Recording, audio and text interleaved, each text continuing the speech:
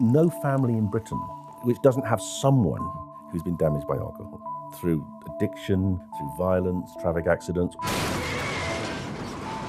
Almost every family in Britain is affected.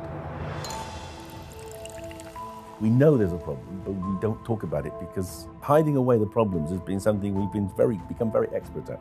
My main role is to educate psychiatrists and other doctors about what I'm doing. As a brain scientist, that's what I want to understand. I want to understand the brain. And alcohol is a very interesting probe of different brain systems. In Western cultures, alcohol is the most harmful drug overall because it's the most harmful drug to society, because it's the most widely used drug.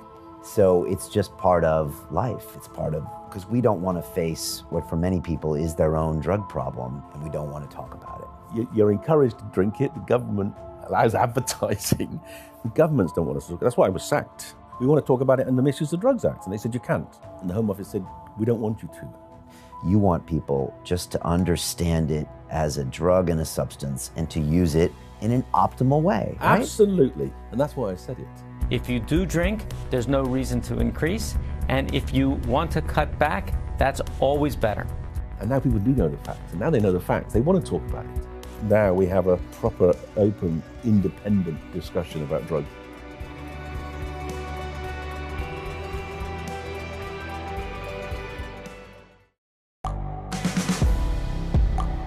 The world is changing.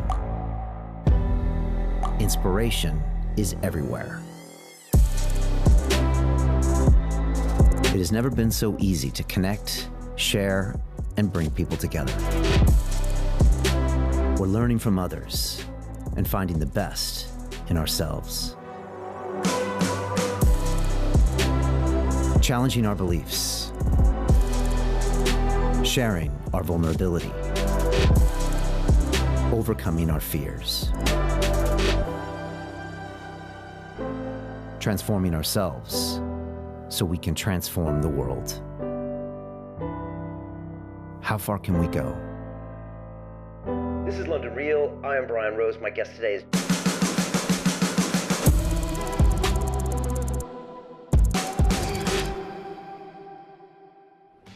Professor David Nutt wants to talk to you about alcohol and drugs.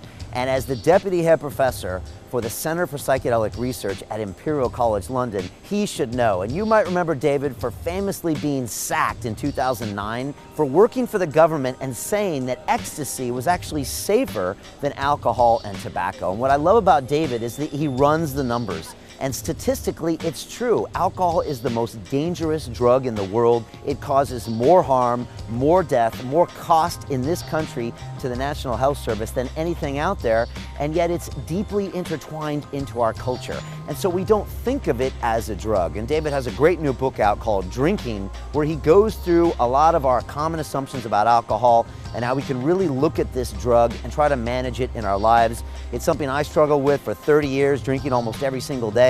I've been sober for 2 years, and it's been a massive game changer for me. Also, David went on and talked about a lot of the psychedelic research that his center is doing, groundbreaking research with LSD, psilocybin, and DMT to get people suffering from addiction, depression, anorexia. This is a fascinating episode. David Nutt is an extreme pioneer in this space. He's a man we should build a statue for. I love his spirit, I love his ideas, and I love his work, and you're going to love this incredible episode with David Nutt. This is London Real. I am Brian Rose. My guest today is Professor David Nutt, the neuropsychopharmacologist specializing in the research of drugs that affect addiction, anxiety, and depression. You are the deputy head for the Center for Psychedelic Research at Imperial College London, alongside Dr. Robin Carhart-Harris and Dr. Rosalind Watts, both of whom recently appeared on the show. In 2009, you famously asserted that ecstasy and LSD were less harmful than alcohol, and you were subsequently fired from the Government Advisory Council on the Misuse of Drugs. Your latest book, Drink, explores the science of alcohol, its detrimental effects on one's health, and the damage it causes to humankind. David, welcome back to London Real. A pleasure being here, Ryan. This is your third time on this show, David. Over 6 or 7 years. Lifetime Achievement Award. Look, it's great to have you back. We've got a lot to talk about. The book is very interesting. Also, everything you're doing at Imperial College, a lot of stuff I didn't even know about. I'd love to talk about everything you're doing with marijuana, with the psychedelics, MDMA. Yep. and everything as well. So super excited to have you here. I wanted to kick off and talk about something that I posted recently and the reaction I got to it. So as I think I just told you, I've been 2 years now without alcohol. Right. Before that, if I could be really honest, I probably struggled with alcohol for 30 years of my life. Started drinking in my teens, like a lot of people, and then pretty much drank heavily in college at my fraternity house, then on to Wall Street, where that was kind of what we did, and pretty much drank every day for a large part of my life. And it was something, David, that I just couldn't figure out. And it was something I struggled with because, you know, if you look on the degrees on my wall, I'm supposed to be a smart guy, but I couldn't figure this out. And it was damaging me physically, my self-esteem, and I could never really figure it out. And I posted this 20-minute vlog talking about this on my channel, and it's been watched about 150,000 times. Wow. And so I think it shows me that a lot of people struggle with this. Indeed. A lot of people don't understand what's going on. And I think it's because it's wrapped up with a lot of things you talk about in the book, because it's not considered a drug by many, which has been kind of the story of your career. It's woven into the fabric of our society. Correct. And you could have a grandfather that would never do drugs, but he'll drink a fifth of Jack Daniels every day. Exactly. And so it was really eye-opening to me the way people reacted and responded to this confession. For me, it's been a powerful just thing for me to realize. And I mentioned one of the movies we made last year was Iron Mind, and you probably didn't know, but I openly talked about my struggle also with heroin in 2001, and even an overdose I had when I was in New York City. Oh, wow. So I've kind of been through various stages of different types of drugs and can understand the harmfulness and less harmfulness, but I thought I would just kick it off mentioning that, and the fact that a lot of people, I think, are interested in understanding alcohol, their relationship with it. And so it's powerful that you wrote this book. Well, that was one of the reasons I wrote the book, because if you remember, I start off, the very first paragraph is about how my first evening at university, I'm confronted with the effects of alcohol on 18-year-olds, effects I'd never seen before. I hadn't really drunk very much before I went to university. The first night, the medical students were sitting around, and then one of them, they get drunk, very drunk, I get a bit drunk, and one of them just starts to cry, and I'm thinking he's going to kill himself. He's weeping and wailing, and I'm saying, should we get an ambulance? And another one of the other guys who went to the same school as him said, no, he's always like that when he's drunk. And I'm thinking, wow, isn't that interesting? You know, this drug which you can just go and buy in the shops can produce these enormous changes in people's minds. And in fact, that guy had problems with alcohol most of his life. The guy that told me not to worry actually died of alcoholism. 2 of the 9 undergraduates in that class in medicine, Downing College, Cambridge, 1969, 2 of their lives were seriously blighted by alcohol. And these are smart people. Extremely smart people. You know, it's quite hard to get into Cambridge, and it's very hard to get to do medicine. Yeah, I mean, academically they're up there, but it's intellect, as in your case, is not a defense against the vulnerabilities of drinking, and why that should be is interesting. I'll come on to that perhaps in a minute. But the reason I've written the book, there's never really been a book like this that actually helps people understand their drinking. There's hundreds of books on how to stay sober, and there's quite a lot of books on what it's like to be an alcoholic. But I don't think there's one that actually says, look, try to understand your drinking, try to make sense of it, try to work out why you drink. And if you are having problems, well, actually, this is the first book that sort of helps, I think, people make sense of the normal problems as opposed to the extremes, which is like, if you're losing your job because of drink, well, you've got a problem. But a lot of people get into difficulties with drink without even really understanding. Right. Why do you have a hangover? Why does it affect me less when I eat? Why does it affect different people differently? Like, you cover a lot of those things in there. Yeah, I try to. I mean, so that was 1969, and that's 40 years ago.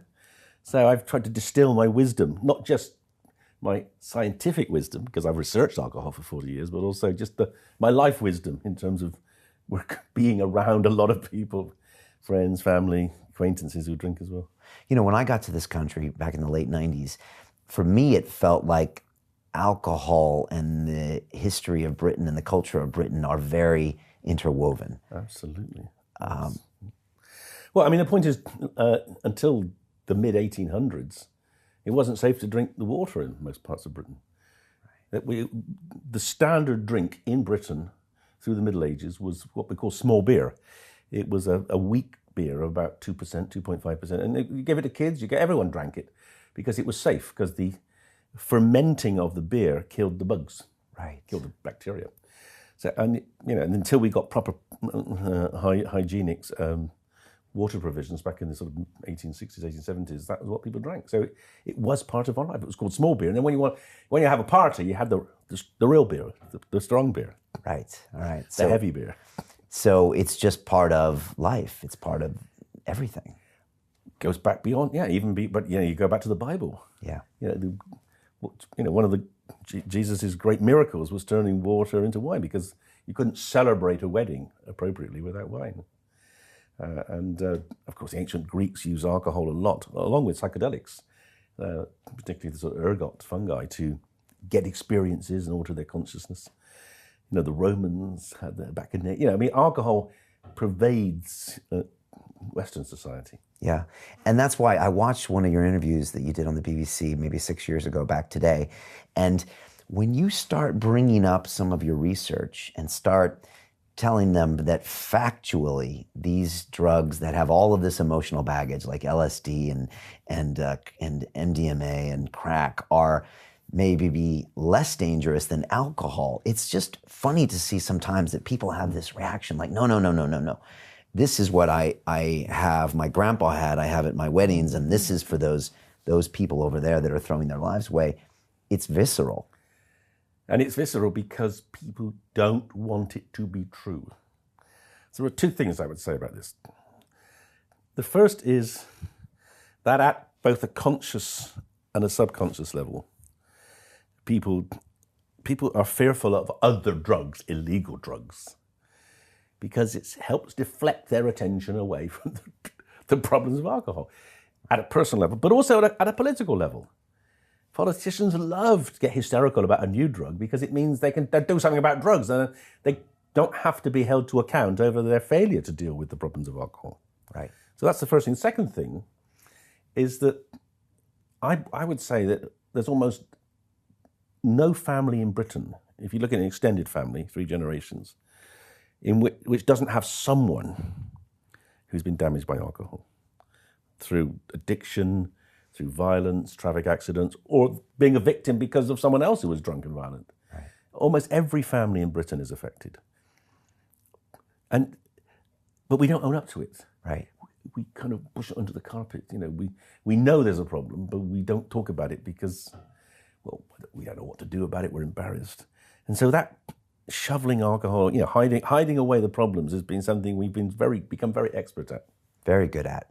And so, because we don't want to face what for many people is their own drug problem because their own dependency on alcohol Absolutely. to a certain extent. Yeah. And since it's not a drug, it's alcohol or a tobacco, it's normal and we don't want to talk about it. Governments don't want us to talk. That's why I was sacked. Because they did not want. We said, well, look, alcohol's a drug. Obviously, alcohol's a drug. Of course, it's a drug because it changes the way your brain works. Of course, it's a drug. And they said, no, we want to talk about it in the Misuse of Drugs Act. And they said, you can't. And we said, of course, the Misuse of Drugs Act doesn't say we can't. And the Home Office said, we don't want you to. And we said, well, I don't care. We're going to, that's science. We've got to do it. And that's why I got sacked, really. Because once you start evaluating the comparative harms, particularly to society, of different drugs. I mean, you see alcohol is way, way more damaging to society than ecstasy or mushrooms or LSD. It's the most damaging drug to society as a whole. It is. And what's interesting about that is that we did that very sophisticated analysis back in 2010, published in The Lancet. That was really why I got sacked, because it kind of showed it was, and I said it was. But then two things have happened subsequently. The first was that the European Director of Justice gave us some money to redo that analysis in Europe. He was particularly interested in the comparative harms of other drugs, but we said, of course, we've got to do the same 20 drugs. We've got to put alcohol in. And we redid it with 30 European experts, 20 different countries, and alcohol came out the top there. Then last year, we redid it in Australia, same thing. In Western cultures, alcohol is the most harmful drug overall because it's the most harmful drug to society, because it's the most widely used drug. Right. And it creates all sorts of collateral damage. If you go to the A&E, the emergency room on a weekend, it's almost all alcohol related. Absolutely, up to 90%, that's right. And we put up with that. And we put up with that. We put up with that because the media lie about it. There's this terrible... The reason alcohol is never in the spotlight is because politicians don't want it there because they get kickbacks from the drinks industry. The drinks industry doesn't want it in the spotlight because they're making it... I mean, it's the easiest way to make money is to sell booze. The margins are ridiculous. Absolutely. Yeah.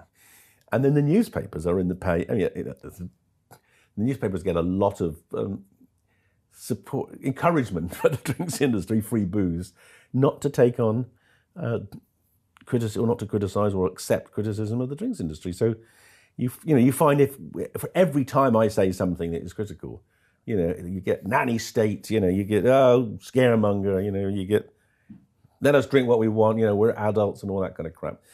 And actually, the only way I think we can get around this, apart from education, as in the book, is one, but the only other way is to keep banging on about the cost implications. For a normal rate taxpayer, about £1,000 of your tax each year is going to support binge drinking, the damage on our streets you see every weekend from kids getting drunk. Obviously, if you're a higher rate taxpayer, there's more. Now, I calculated if we had brought in just a simple measure like they're doing in Scotland, minimum unit pricing, which would have no impact on the cost of what the taxpayers pay, because they're buying booze at more than the minimum price anyway. But it would reduce consumption in young people, reduce consumption in people who are alcohol dependent. By reducing consumption in those two extremes, you actually reduce the costs of alcohol because they're the ones that are getting into fights, those are the ones that are going to hospital. So I reckon minimum pricing would actually make taxpayers better off because it would save money in police budgets and health budgets. But that was rejected in England. It was rejected. It's been rejected many times in England. I mean, I think they're going to bring it in Northern Ireland and Wales soon. But they brought it in Scotland, and it is working. I mean, Scotland, before they brought it in, 40% of all intensive care beds in Scotland were occupied by people with an alcohol problem. 40%. Now, if you reduce consumption in those people just by 10%, because the relationship between alcohol and harm is so curvilinear, if you just reduce consumption by 10%, you can reduce harm at the extremes by 30, 40%. You can get them out of intensive care into ordinary bed. And an intensive care bed is what, £10,000 a night, and ordinary bed's £1,000 a night. I mean, you can save a huge amount of money by making relatively small changes in pricing that just affect the most vulnerable people. But all the time, people say, I don't want more tax. I don't want to pay more for my booze. You won't pay more. You'll save money on taxation. But to get the standard media to accept that is really difficult. Eventually, I mean, a few years ago, I did manage to get The Spectator to take an article on that. That's the only newspaper that's actually really dared to sort of put that message out. And this is this minimum price for alcohol. So correct. Minimum price per unit. Yeah. Isn't flooded with cheap alcohol. Correct. Okay. I mean, it's absurd, isn't it? You can go into supermarkets and buy alcohol at a less price than water. I mean, it is a weird world when that can happen. Very weird, but it's a powerful industry. It's probably the most sophisticated lobbying industry, maybe defense, I don't know. But I mean, the alcohol industry is very clever. They watched what happened to tobacco, and they learnt the lessons. They didn't actually lie. Unlike the tobacco industry lied. Right. It's not addictive. Oh, but you got data. Oh, fuck. They didn't lie. They just made it appear that they were taking it seriously, and then they started putting out messages: drink responsibly. Right. Oh, that's a great. I'd love to. You'd love to. Wouldn't we all? The whole point of drink is to lose responsibility. In a way, that was their sort of gesture to try to reduce the harms of alcohol, which is. I mean, we know it's a rather weak way of changing people's behavior. Yeah, it's funny. I look at these Jack Daniels advertisements that are on the tube, and I always read their copy because they always got some funny story. Yes. And they're talking about the history of Jack. Yeah. And again, it's this whole glamorization of and the story of, and your grandpa did it, and the tough guys have a drink after work, and the whole thing. And then it says the very end, drink responsibly. Yes. But I know they want to sell me 4 bottles at a time. Absolutely. But so they are super smart in how they do that. And of course, the whole glamorization, the advertising, the marketing is very intelligent. Yeah, I mean, they buy the best people. I mean, with the budget that I think they spend maybe 1,000 or 10,000 times more advertising booze than they do advertising the health harms of booze. You know, I mean, they completely saturate all the information you get about booze is almost always driven by the drinks industry. Okay. Some facts. I mean, it right now is the leading cause of death amongst men in the UK, ages 16 to 54. Correct. That would be shocking for most people to hear. And that's why I want to keep beating that drum. And it's going to be the same for women. In a couple of years, it'll be the same, it'll be the leading cause of death in women because we're seeing a remarkable change in women's drinking. Women under the age of 40 now drink more than men. Why? Because they're richer than men. Women got better jobs, they got better education, better jobs, and they often live with their parents so that they can actually, they've got more disposable income. So women are actually drinking more than men. And because women have got different metabolism, they get affected more for the same consumption. So we're going to see that in women as well, and it's very scary. Wow. And this manifests itself in personal harm, cirrhosis of the liver, cancer, and then fatal injuries based on this drinking. That's right. And then you even go down and break down like the years that come off your life. And yeah, did you find that interesting? I mean, 2 bottles of wine per day, knowing that could take off 21 years of your life is pretty sobering. And I know guys in the city that drink 2 bottles of wine a day easily. Really? Oh yeah. And it's kind of minimum. You're out, and that kind of happens. What? Yeah. There's a lot of drinking. Well, they tell them, yeah, and this is because there's this peculiar relationship, this curvilinear relationship between alcohol and harm. It goes up very much like this. I mean, it goes up so steeply. You eventually, you just die of alcohol poisoning. You'd have to drink more than. That's one of the amazing things I discovered in my research over the years. Is in Russia, they don't die of cirrhosis. The Scots have the highest cirrhosis rates in the world because they drink enough, but they don't drink too much to instantly kill them. In Russia, they drink so much that they just die of alcohol poisoning. Half of all Russian men die of alcohol poisoning before they get cirrhosis. It's utterly absurd. Wow. And their lifespan is really short. That's right. They're it's like 15, 20 years less than ours now. Is that an extreme example you look at sometimes? Well, Russia's a fantastic example because we've got data going back to the Second World War. Russia must be maybe the only country outside Africa where life expectancy has gone down since the Second World War. So in Britain and most of Europe, men's life expectancy has gone up by about 12 years since the Second World War. I mean, more than women's. So, we're healthier, we know more, we got better health care, we eat better, less pollution. Russians has gone down and it's all due to alcohol. But, in Russia, they don't consider beer alcohol. Beer looks like lemonade. They don't count beer drink. They don't count how much we don't know how much they drink beer they drink, they don't count it. But they do, but the drink they drink is vodka. All the vodka in Russia is made by the state. So 20 odd years ago, Gorbachev was horrified by the death rates from alcohol. So he just said, okay, next year, half the production of vodka. Just half the production. So basically, people drank less because there was less available. And you saw that, within a year, life expectancy had gone up by like 2 years. Yeah. And it went up for the next year. But the people revolted. And, Russia is quite a difficult place to live. And then it was worse. And now it's a pretty miserable place. And alcohol is the opium of the masses there. And they rebelled, and he was forced to make it more available. So life expectancy went up, and then he made it more available, it crashed. And the same thing happened about 10 years later, I think, with Yeltsin. So we've seen through government policies that this terrible poor life expectancy is all driven by the availability of alcohol. Right. And you think that ultimately, by showing the cost benefits, that might get some change in this country. I mean, we're always talking about the NHS and how much it's costing. Well, I hope so. I mean, look, we can tell. We've been pointing out for decades that, as I say, every family in Britain knows someone that's been damaged by alcohol. But, and this is an important point in the book, people don't do very much because they enjoy alcohol. So how can you get people then to be more rational? And I think the financial argument is, this is what I'm going to try, because people people are concerned about money. So if you could see that they would actually be better off if we all drank less, or if you'd have to drink a lot less. You just have to reorganize your drinking in society so that the people who are most harmed are less harmed. Right. And then we all benefit. Now, what's the reaction normally when you give people these stats and tell people what's going on? They don't want to hear it. No. I mean, it's the people that come to my lectures tend to be believers. They tend to be interested, and the problem is that the people who don't come to my lectures are in the bar and the pub drinking.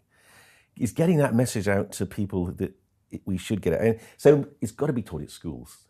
One of the real problems, the last government has been very remiss. It's essentially not made education about drugs and alcohol compulsory in schools. And I just think that's outrageous, because every family in Britain is affected by alcohol. So 10% of the kids going to school have got drunk parents. They need to know what that's about. They need to know how they can seek help. There are kids at 8, 9, 10, 11 who go home and have to look after their parents because they're drunk. It's a devastating situation to be in. But we don't allow the children to talk about it because we don't talk about alcohol and drugs at school. Right. So we need to have more of a conversation and talk about what's happening with these kids. I'll tell you a remarkable thing. Perhaps the most remarkable phone-in I ever did was, I think about a year and 18 months ago. I did it on the Radio 4 program called You and Yours. And it was a phone-in for people who had, as children, had their lives negatively affected by a drinking parent. They got more phone calls on that program than in any other of this is a consumer affairs program, You and Yours, that ever had. Most of them, and I was listening for the 45 minutes, most of them were people over the age of 50 who were still traumatized by the damage they'd experienced as a child from their drunken parents. It had never left them. And that was just so moving and so chilling. If you can't forget that kind of treatment as a child. It's a kind of abuse. It's not necessarily, it can be active, but it can be just passive. But having to, worry if you're going to come home and your mother's going to be dead or falling on the floor, it's very disturbing to the children. Yeah, it's definitely something that's on a lot of people's minds. And I think that's why I got so many comments and views on this vlog, because I think it's something that's affected so many people, their own drinking, other people's drinking, and it's something they can't necessarily control. And they don't have a drug problem, so it's okay because everyone's doing it. Well, this is why it's such an interesting drug. Right. Because apart from caffeine, actually, it may be more popular than coffee. I don't know, but it's the only really psychoactive drug that changes the way you think and feel. That pretty much everyone has experienced. So, and that's for me as a scientist is very interesting. So when I give lectures, I do this. I give lectures often about addiction to psychiatrists, and I say, let's look at the nature of addiction, right? Let's think about addiction. So how many of you drink? And 60, 70% put their hands up. How many of you are alcoholic? No one puts their hand up. And I say, well, isn't that interesting? Some of you are lying, but never mind. But more than that, it tells you that because we know that 10% of drinkers they're different. So we have a legal drug, the government endorses, and some people drink safely and some people don't. So that must be a difference in the person. It's not about will. It's about the fact that their body responds differently to the drug. And again, there's a lot about that in the book, trying to understand the vulnerabilities that people have why some people actually lose control when they drink and others drink excessively to deal with problems like stress. And what are some of those facts? I mean, you talk about having a drink diary in there. You talk about understanding how alcohol affects different people's genetics and different cultures. And like, what are some of the things you want people to understand? Well, the first thing is I want people to understand that having a problem with alcohol is not your fault, because not everyone has it. So how can it be your fault? I mean, you're encouraged to drink it. The government allows advertising. It wants you to drink. You have a problem with drink. It's definitely not your fault. So the question then is, the first important thing is then, can you recognize you've got a problem? And that's where, drink diaries are quite useful. Because sometimes it's difficult to if you ask people you've got a problem, sometimes they'll be embarrassed to tell you, or you might get angry with them, and they might be scared you'll get angry. So, but keeping a drink diary is at least a way of beginning to get some sort of insight into what you're drinking. And actually, one of the great things about a drink diary is that you can then kind of give a score as to what the value of that drink was. Was that a really good drink? Did you get a great deal of pleasure? Did you have a really good dinner party? Or were you just drinking it because everyone else was drinking, you were bored? So that way you can potentially eliminate some of the drinking, which isn't giving you the pleasure that you want. That's the first thing. Okay. But the other thing is to really be very clear. Are you drinking to deal with something else? Because my view is drink is a great social drug. It's probably the most socially enabling, certainly of the legal drugs, it's the most socially enabling by far. Yeah. And that's, that I think is how we should use it. We should use it to facilitate social interaction and interchange and pleasure.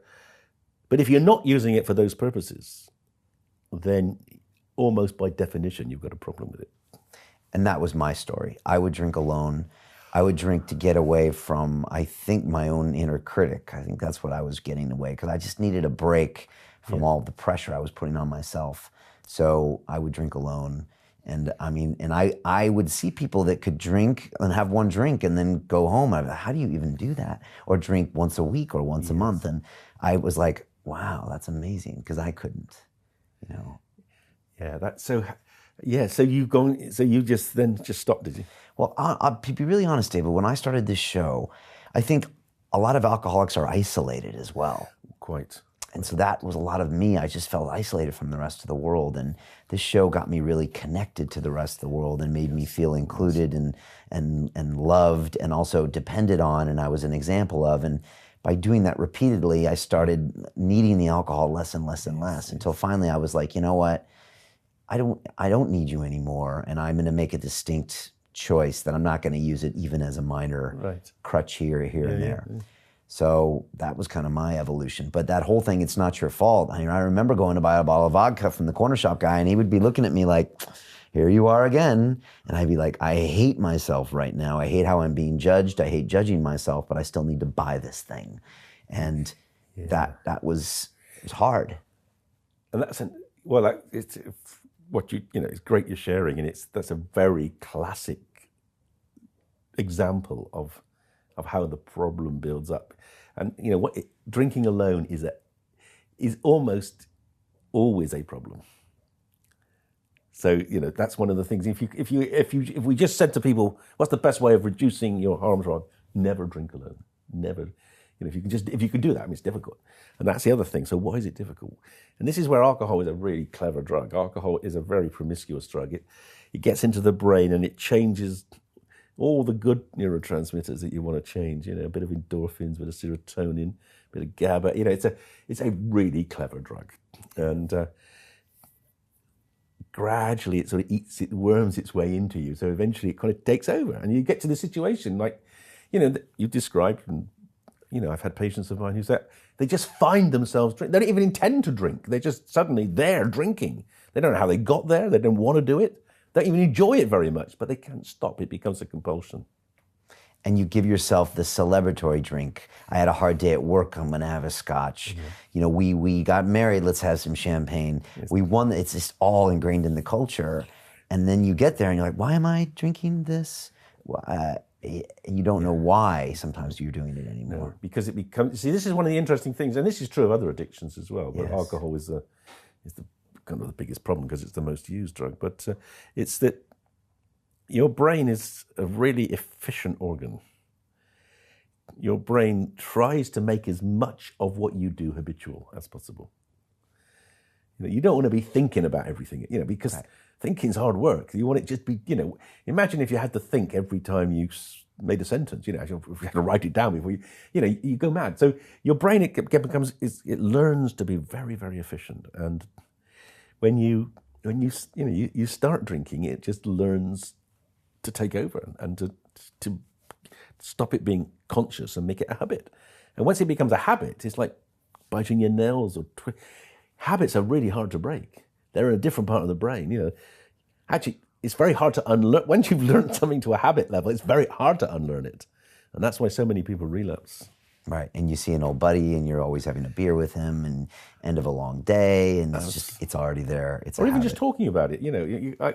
I begin to salivate for my next beer. I'm thinking, a long day for me. I really could, it'd be lovely to have a bit cold beer now, chatting with you, because it's very conditioned. Yeah, and that's what I love about you, David, because you have a wine bar in Ealing. So I think that's actually makes this even more interesting, because you're not going out and saying everyone should be a teetotaler, everyone should stop drinking. You want people just to understand it as a drug and a substance, and to use it in an optimal way. Right? Absolutely. Optimize your drinking. And drinking, the best times we all have with drinking are when we do it socially. It's the ultimate social drug, legal drug. So let's drink socially. That's how we tended to drink. We tended to drink in pubs in England or bars in other countries. We drank with family around the table. Drink socially. Ideally outside the home. One of the reasons we got such a big increase in alcohol consumption in Britain in the last 40 years is because we have brought alcohol into our homes. We didn't used to. When I was a kid, we didn't have alcohol. We didn't drink with me. Well, maybe on a Sunday lunchtime we might have a sherry.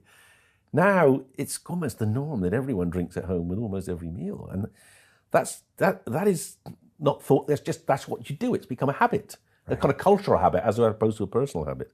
So I think I have a wine bar because the wine bar in Ealing is designed to do two things. It's actually my daughter's wine bar. I'm just sort of supporting her financially with it. But her vision is it's very hard for women to find anywhere to drink where they're not going to be pestered by drunk men. They don't want to go to pubs. There's just soccer playing and there's men falling over them and pouring beer. So this is a kind of little haven where women can go and have quality wine. So it's mostly organic. It's high quality. So you taste it, you enjoy it. You can't slurp it back because it's too expensive. So it's about being part of the experience rather than just getting drunk. Right, and that was the plan for it. That was right, absolutely, and it's worked out. And that was her plan. Give women an opportunity, somewhere to go. Again, women are well off now. They want to socialise with their friends. And they want to have a drink because it's fun. But there are very few places for them to do it. Yeah, certainly in Ealing. And it's funny how you say that. I mean, if I talked about the optimal times where I was drinking, it was probably in a social situation at a low dose. Yes. And the other times is when it wasn't optimal. On the 20th tequila shot, that's not optimal. I don't even know what's happening. I'm doing bad things. Alone, it's not happening. But there was probably a time which, I think Brad Pitt came out recently and said, I've had my alcohol privileges revoked. That's what Brad Pitt said. And that's what I've done to myself. For me, I've revoked them from me because I don't think I can handle it, and I'm okay with that, and I'm going to do all these other things in my life. The other thing is you've got a lot of things to fill in the gap. Yes. Yeah, and that's great. I mean, and that's, of course, one of the things for people who've got alcohol problems, we do try to find other things that can interest them and relax them or deal with the stress, but also just to give them something to do. Because that's the problem. If you do spend 2 or 3 nights a week with your mates drinking and then you don't want to drink, it's quite difficult to spend the time with your mates because sometimes they're suspicious of you, sometimes they're critical. sometimes they're quite boring when you're sober. Yeah, it's funny when you tell someone you don't drink, a lot of times it makes them uncomfortable. Very much so. Because they know that they have a habit, and Indeed. I'm sure you've seen a lot of that, or Yeah. yeah.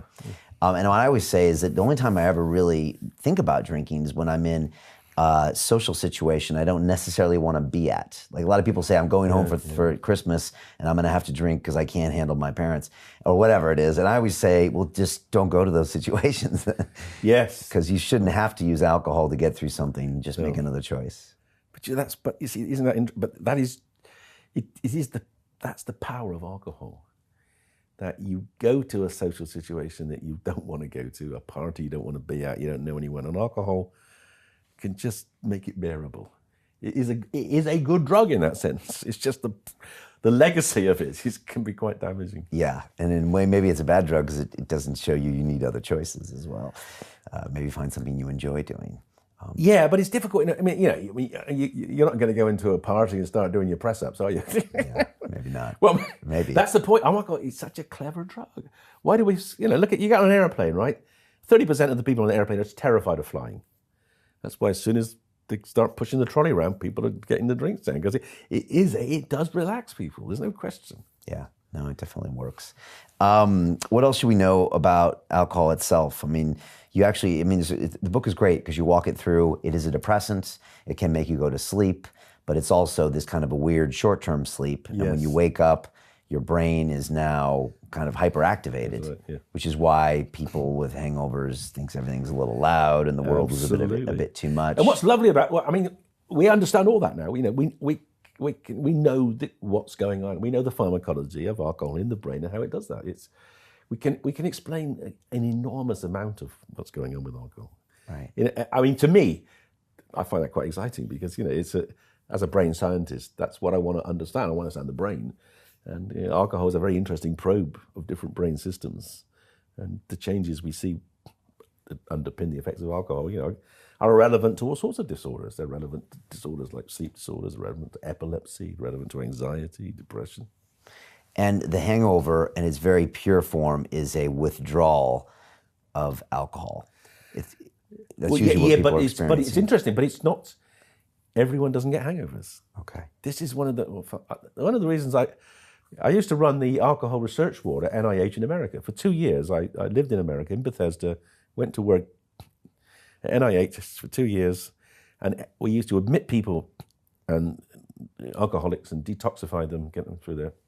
And I'd interviewed every single patient that went through that ward in 2 years. And I would always ask them standard set of questions. And one of them was, do you get hangovers? And the majority said no. And that's, of course, one of the reasons they drank so much, because, you've had a hangover, I presume. Oh, yeah. And I've had hangovers. And don't you always say never again? Oh, yeah. You always say never again. And sometimes actually depends on I remember once having the most disgusting, it's not in the book, but I'll share with you. So I drank a bottle of Pernod, 750 mils on a overnight ferry from Portsmouth to Le Havre when I was a student. Halfway across, I started throwing up. And I couldn't smell aniseed without wanting to throw up for 10 years. I was so sensitized to that experience of vomiting on aniseed. It can lead to very enduring memories too. And but some people don't have the hangovers, which means they're more of a propensity to drink because they don't have that reminder. And why that is, they still withdraw. That's why we were admitting them to treat them. They were shaking away, they're having delirium, but they don't have hangovers. So hangover is a complex mixture. It's not just withdrawal from alcohol, but it's also some effect of the alcohol on the brain or the body. And we're doing research on this at present now. But actually, there's almost no research. Hangovers must be one of the commonest experiences that people have in terms of pain and distress. And there's almost no research on the brain mechanism of hangover. And we're discovering actually that inflammation seems to be quite an important part. Alcohol can turn on the immune system. The alcohol's broken down to acetaldehyde, that can turn on the immune system. And we can look now in the brains, we're doing studies on mice and rats, and we can see inflammatory markers go up in the brains as well. So it may be that the person's immune system is one of the predictors of whether you get hangovers or not. Is it true that young people are drinking less? A group of young people are drinking less. Okay. And that's more true in London than elsewhere. So there are these under 24-year-olds, 25-year-olds who are they're either low or no. And they're doing it for reasons of you. They're doing it because, they're your followers. They're into fitness, they're into health. They don't want to be like their parents. Right. They've made an active choice. But the ones who haven't are drinking as much, if not more. Okay. Because the actual net consumption's not gone down. Okay. So we're not anywhere near out of the clear. I had this wonderful conversation a few years ago when usually they used to wheel me out as a sort of contrarian in press meetings, where they'd have the drinks industry and the pro-drinks lobbyists and all that. And I remember one of them said to me, one of the drinks guys said to me, he said, well, look, David, he said, you're going on about this alcohol problem. Yeah, okay, so it's gone up, 5-fold in the last 20 years, but at least it's flattened out now. Isn't that a good thing? And I thought, no, it's not a good thing, because if you say it's flattened and it's a good thing, then we don't have to worry about the fact it's still 5 times higher than it should be. But that's the kind of way the drinks industry, very, very clever. Well, it's not going up anymore, so it's all right. If it's not rising, it's all right. To which my response in the book is, well, actually, it's risen by this much. Deaths have risen by 3-fold, 4-fold in terms of liver. So it's not all right. And look at France. If you reduced it to where it was before, you will reduce deaths. So no, it's not all right. How does the rest of Europe compare to, say, Britain when it comes to drinking, binge drinking? Oh, it's very interesting differences across Europe. So there's obviously the Mediterranean culture of tending to drink wine with meals rather than binge.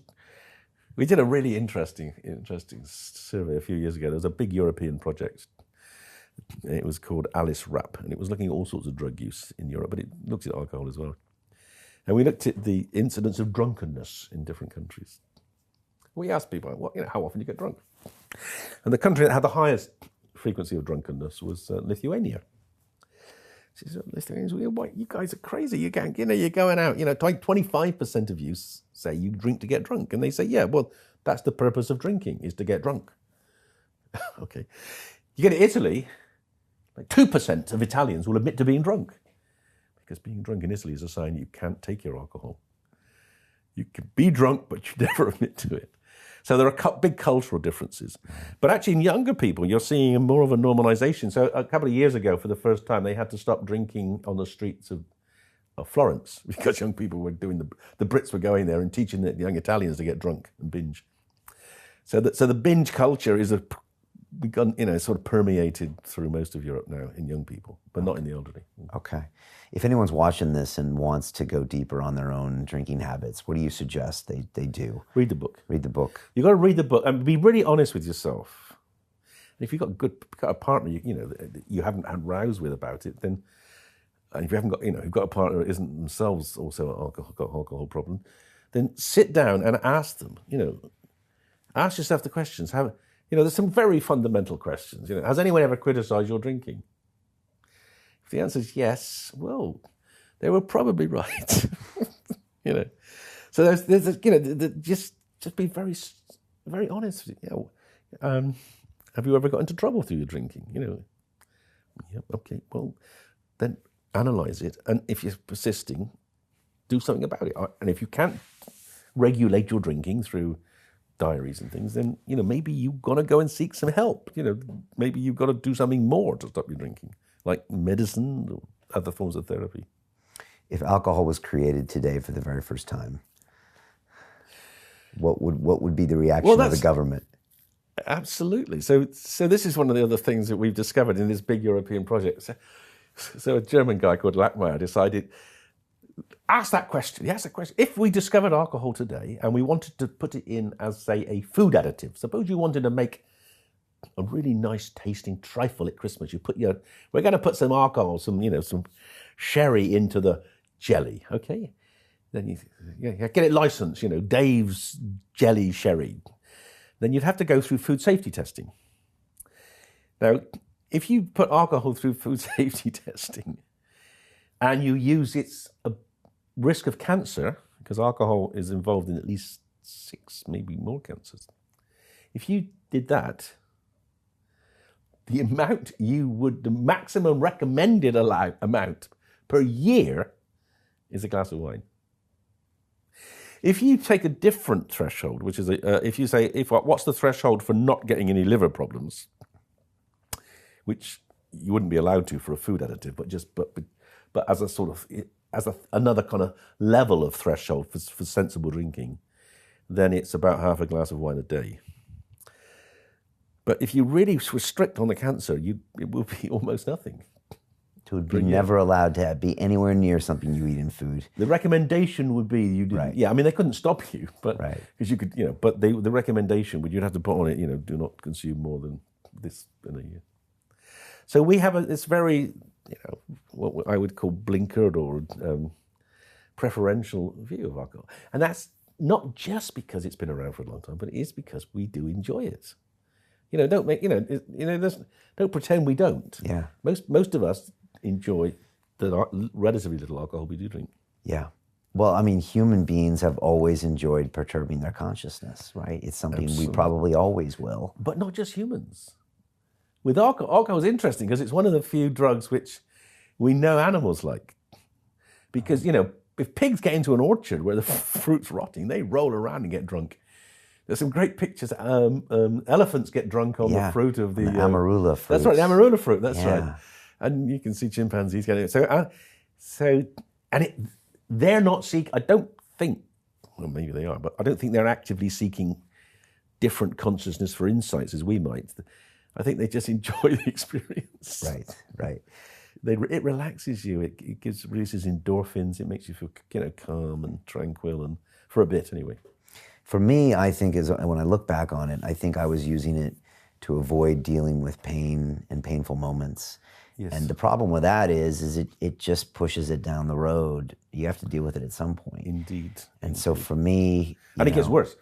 It does get worse. Because when you wake up at 5 a.m. with your terrible hangover, and then you start to think of the stress of work. Yeah. And that's another really important point. And really important to emphasize this. If you drink in the morning to overcome your hangovers, stop. That's a really strong pointer that you've got a problem. That is a dangerous. You're on the slippery slope then. Yeah.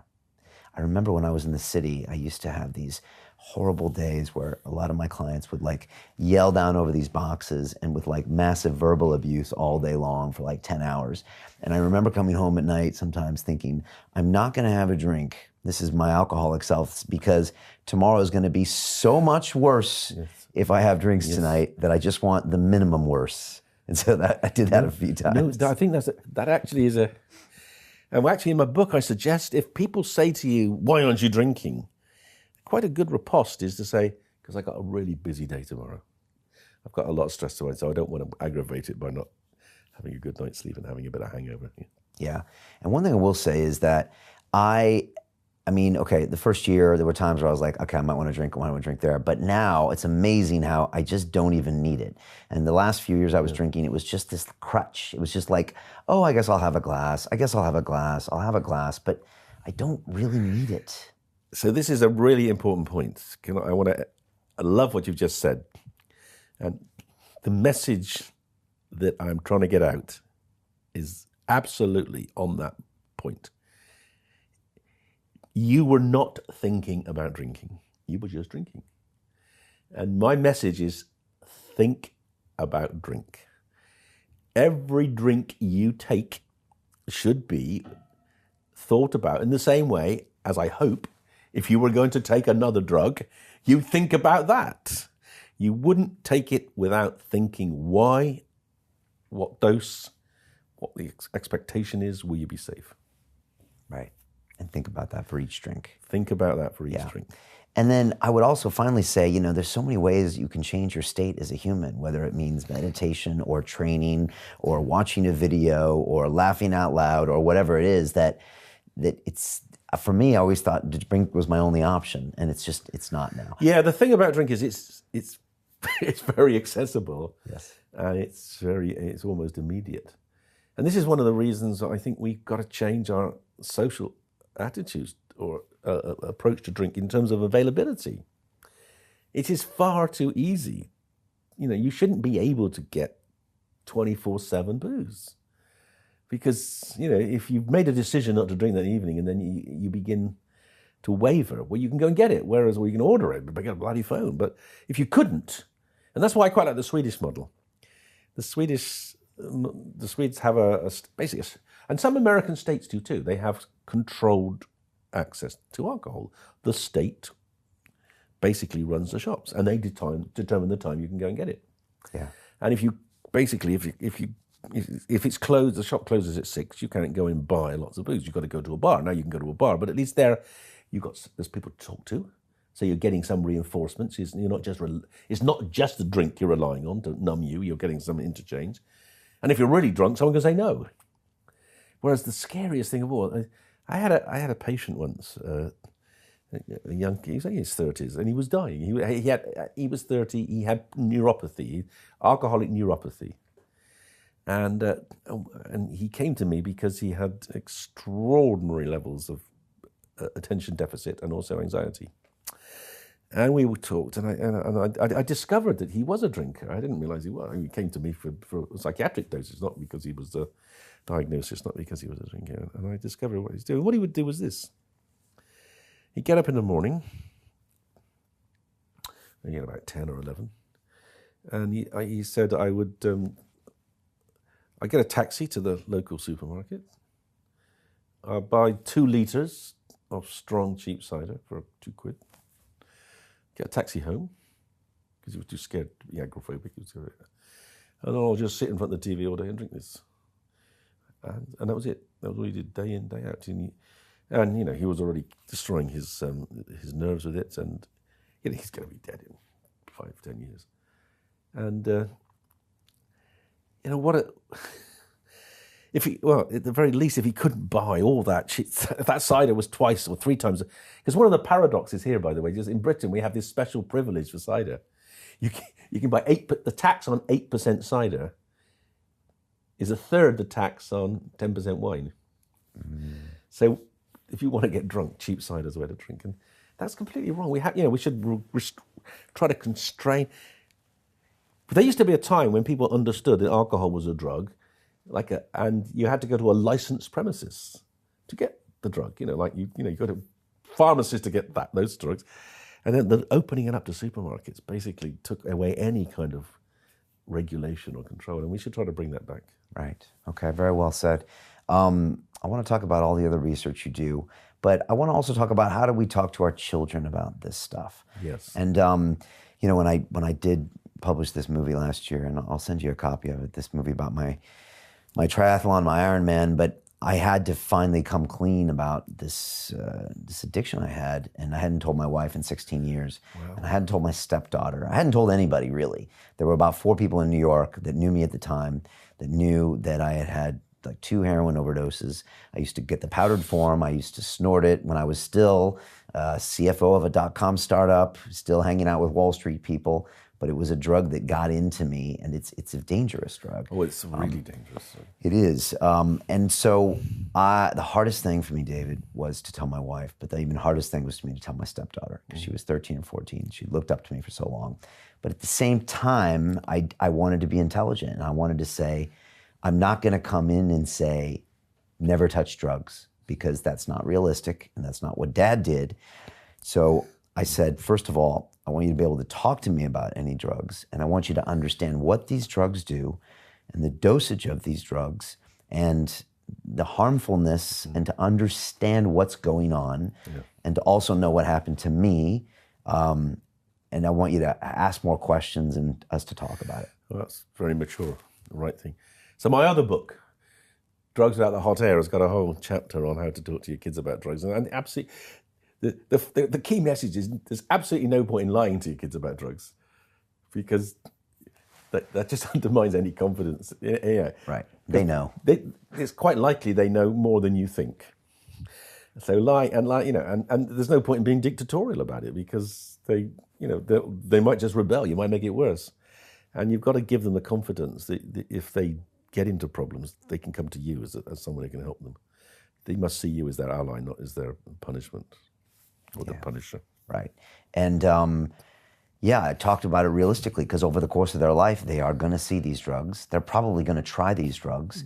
And what you don't want is you don't want them to die from these drugs or for them to really harm them. Precisely. Exactly. There's this, have you heard of this charity called Anyone's Child, set up by this lady whose daughter, she's a wonderful woman, a fantastic woman. She talks about her daughter, it was her only daughter. She died when she was 16 of ecstasy. She took a huge dose, not knowing anything. She just took a bag of ecstasy, thinking that's what you did. Yeah. And the mother says, if only she could have bought a tablet, she wouldn't have died. Of course she wouldn't have died. If there was, she really knew what she was doing, but because everything's hidden and we don't talk about it, and the black market also can sell stuff which is potentially not even ecstasy and more dangerous. That's why I'm a strong believer in drug testing but also some kind of regulated market for drugs that kids want to take, which aren't going to be very harmful, like ecstasy. Right. And maybe we start there and then get into the research. Like a lot of people, when they have you on the BBC shows and they go after you and say, well, you want to legalize everything and that we should just sell it on the corners with everybody. And I don't think that's how you feel. So No, not on the corners. No. I've watched The Wire. We don't want the corners selling drugs. No, that's bad. Great show. Fantastic. Fascinating show about humanity and contraband and addiction and conscious altering. I mean, it really is a study. So I was on the train. My brother-in-law lives in Washington, so we go and stay with him for a week a year, and I was going up to Pennsylvania to give a talk at UPenn. And I got the train from Washington. And it leaves Washington, it goes to Wilmington, Delaware. It's very pleasant. Goes to Baltimore. And when the train pulls out going north out of Baltimore, you're there. You are in the wire. And it's a wasteland, complete wasteland. I mean, it's like a bomb had hit it. I just couldn't believe that a city could have been allowed to degenerate to a point where there's nothing but people doing drugs. I found it really quite disturbing. And you could see that from the train. You could see it from the train. I mean, the reality is worse than the wire.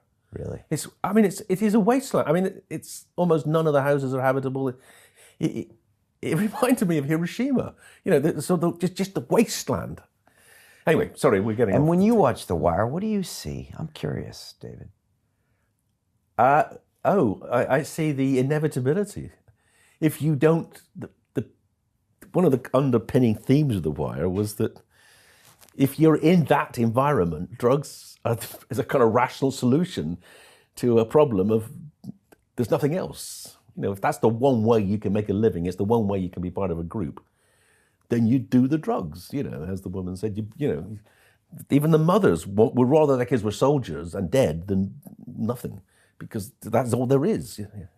You can at least get some status, you can get some income, you might not live very long, but you should, it's better than doing nothing.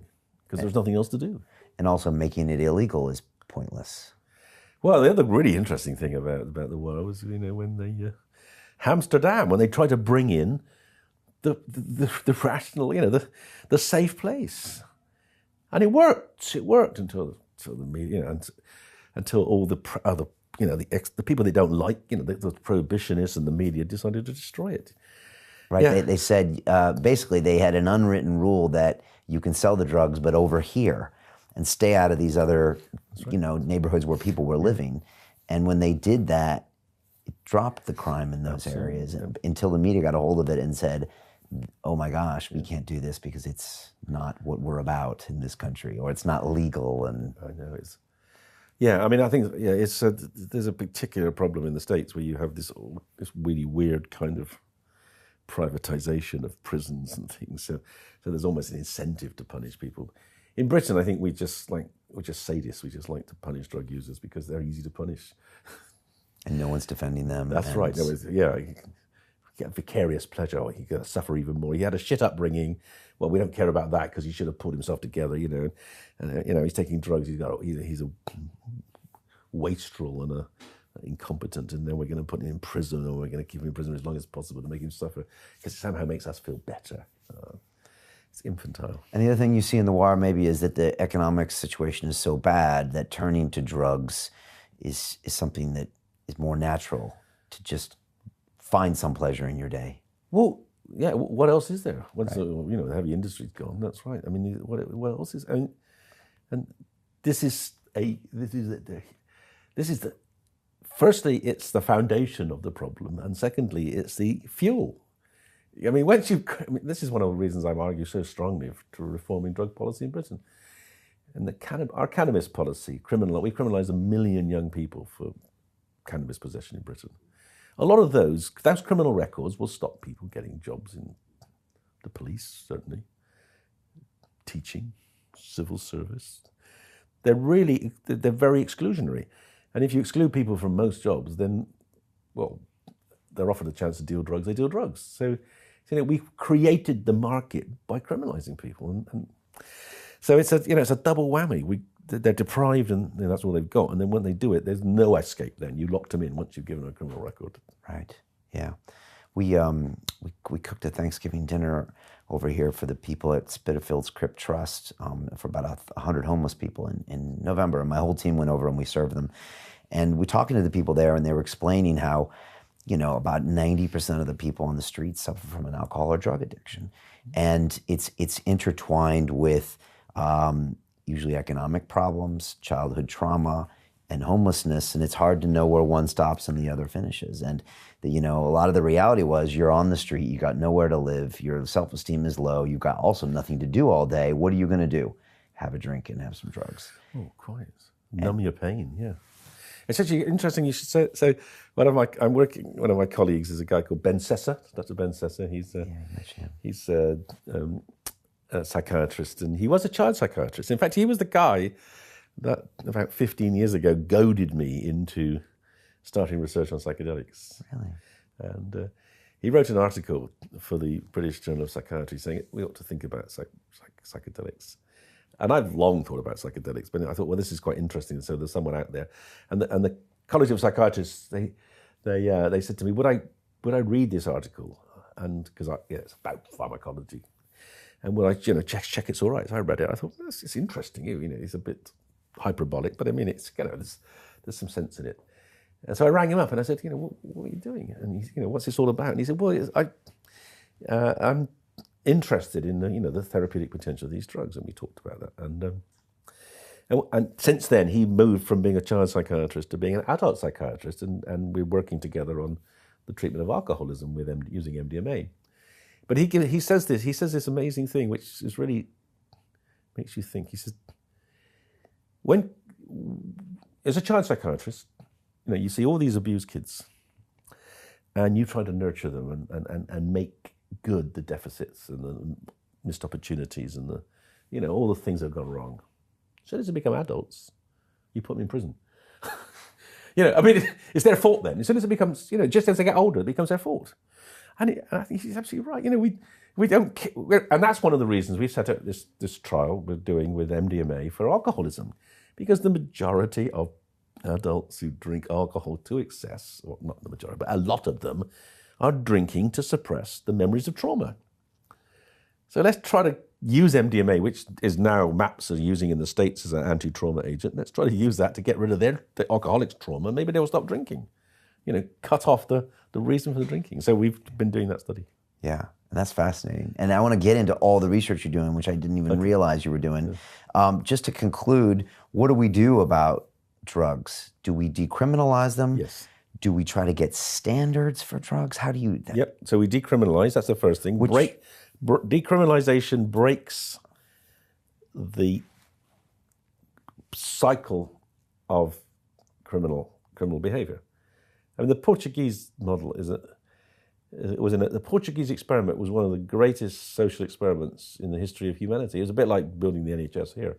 The government decided it had to do something, couldn't afford to keep on putting people in prison for using drugs. Decriminalize personal possession. You still get punished, but instead of going to prison, you get to do things like sweep the streets. It's a civil sanction. That's the first thing. Second thing, what the Portuguese did was to basically anyone who was caught with a drug habit that was treatable, they treated them. So that was a powerful way of stopping the black market. in Britain, a heroin addict on the streets, how do they feed their habit? They either steal, prostitute themselves, or make other people addicts. They become addict dealers. You got to have about 25 clients to supply your own habit. So that means, and each of those 25 then becomes their own user dealer. So that's why we have hundreds of thousands of people using heroin. In Portugal, now, if you get caught, you get treated. You get prescribed heroin, or you get so you don't. There's you're removed from the criminal cycle. You don't become part of that criminal cycle, or have the record that forces you to have criminal careers. Exactly. Now, what has happened? And there was a very nice paper published just last year looking at the first 15 years of Portugal. In Portugal, deaths from heroin have fallen to a third of what they were 15 years ago. What's happened in Britain over the same time? I've plotted this out. In the same time in Britain, deaths from heroin have increased by 2/3 to reach all-time highs, year-on-year all-time highs. That you don't need to say any more, do you? That kind of proves that we're getting it wrong and they're getting it right. Okay. That's the decriminalization. What about, and why not legalization? Yeah. And then how does this play into standardization? Right, so legalization what does legalization mean? Well, I guess most of us would not want a completely legal market in all drugs. You don't want a corner shop selling fentanyl and heroin, do you? No, you don't want that. No, because then my daughter will go buy it. Exactly. So I think what most people think of when they say they probably think of some kind of regulated market with appropriate standards. Exactly. So if you're going to, I think we should have. My view is actually quite straightforward now. I mean, I've formulated it over the last 10 years, but the logical way to deal with drugs which are less harmful to the user than alcohol, so drugs like mushrooms, LSD, MDMA, is to make them available in pharmacies under some regulated basis. You can have a card, a smart card, you buy 10 doses a year or something. You get what you get is pharmaceutical grade, you get the dose, you get advice the pharmacist can do as it does. The pharmacist can ask you all sorts of questions about, there are things you want, if you want to buy 32 paracetamol, they'll ask you how you. So the pharmacist can actually then have some sort of mentoring or some sort of selection to make sure you're not going to kill yourself or you're not mentally ill or something. That is what I think we should do for the drugs that people actually are not so harmful as alcohol. And that would serve a number of purposes. It would stop the accidental deaths from ecstasy, with people getting the wrong dose, break the black market. But also it would give people, I think it's morally wrong that the only drug we can take to be more sociable is alcohol, if there are less harmful ones to take. So it would be morally right, but also it would actually be economic. It would make economic sense. If they're less harmful than alcohol, then there'll be less harm to everyone. Right. And where does cannabis fit in there, in the ideal nut world? Oh, it's definitely a regulated market.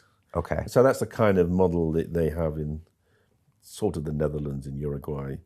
I'm a bit worried about the Colorado model, which is, I think gummy bears with like 30 milligrams of THC, they're a bit over the top. Gone a little far. Yeah, I mean, I did have half a gummy bar a couple of years ago when I was over there, and it was... Yeah, you get really stoned. Really, I mean, that's a lot of THC. I think they've pushed it too far. Actually, I prefer a more regulated market. It's too easily accessible, and so people are now having experiences they didn't plan on having. Yes. Right. Yeah, I can see that. All right. So somewhere in between, and this would actually be a great way of getting people comfortable with these bad drugs and just weaving them more into the normalcy of the society. And there would not be these drug users over here. There'd be, that guy got his 3 doses from the pharmacy, and where is he this weekend? He's having his ecstasy weekend, he's having his psilocybin weekend, and we're going to be doing some drinking, or we're going to be sober this weekend, and weave that into the fabric. This is going to take generations, though. I don't think it will. Really? I don't think so.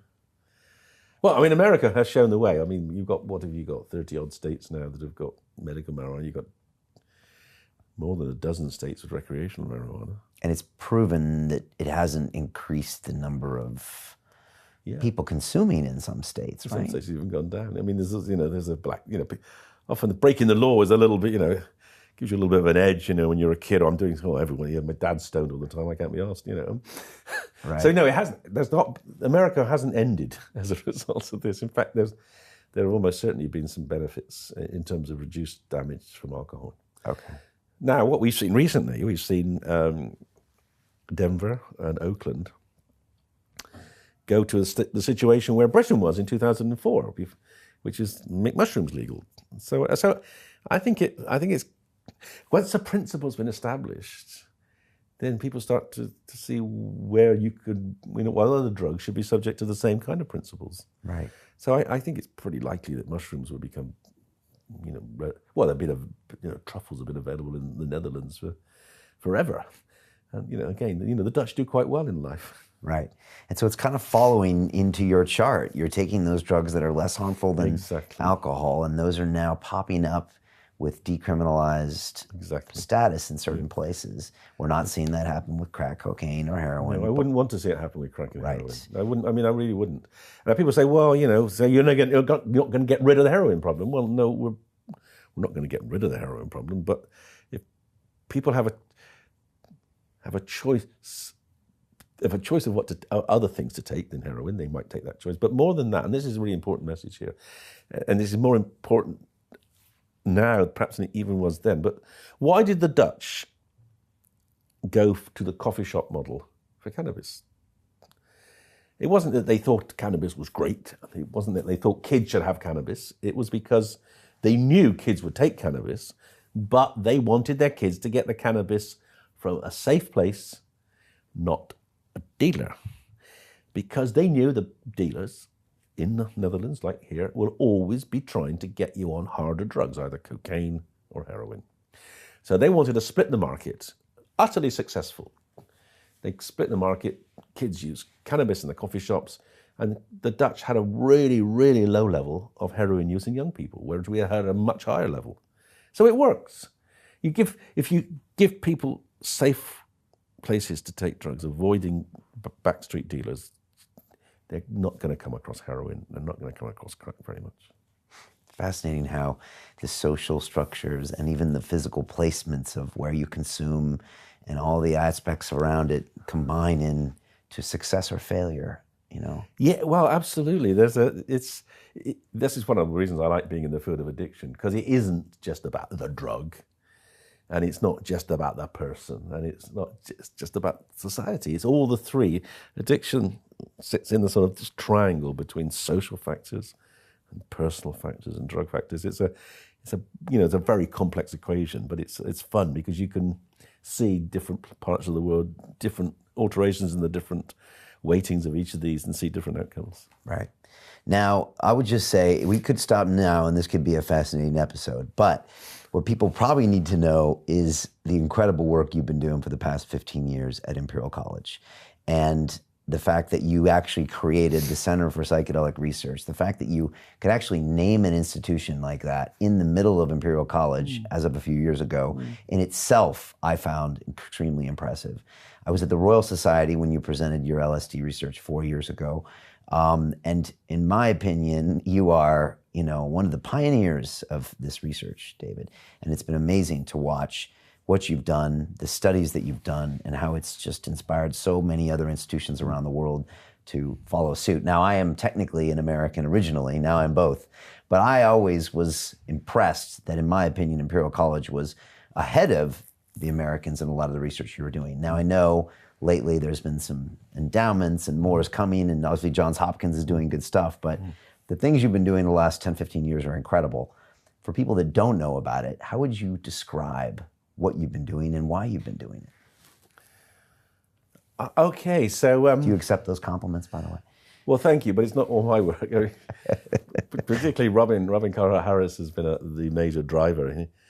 And I guess if he hadn't come to me 15 years ago wanting to work in this field, I may not have done it. And the same with Ben Sessa with his MDMA work. They've beaten the drum, and I've managed to sort of turn it into a tune, I suppose. And I started off raising the money, but now Robin has done a great job in raising his own money. So it's very satisfying to see them coming, taking up the responsibilities now. Why do we do it? Well, we did it. I've been interested in these drugs really because I grew up in the '60s. I saw flower power. I saw the Vietnam War. I saw the way the music industry changed. I saw the way fashion, everything changed. Psychedelics changed everything. The most powerful influence in art and culture and music there's probably ever been. I mean, so that was fascinating to me. As why is that happening? Isn't that interesting? But and then I actually did some work with LSD. When I started doing my PhD, it's trying to understand the nature of the serotonin receptor that they work on. So I'm a psychopharmacologist. I mean, my real claim to fame is that I have probably given more different kinds of drugs to human beings than any person alive outside the CIA. I mean, there's almost no class of drug that I haven't administered to human beings and often taken myself as part of my studies of the pharmacology of the brain, okay?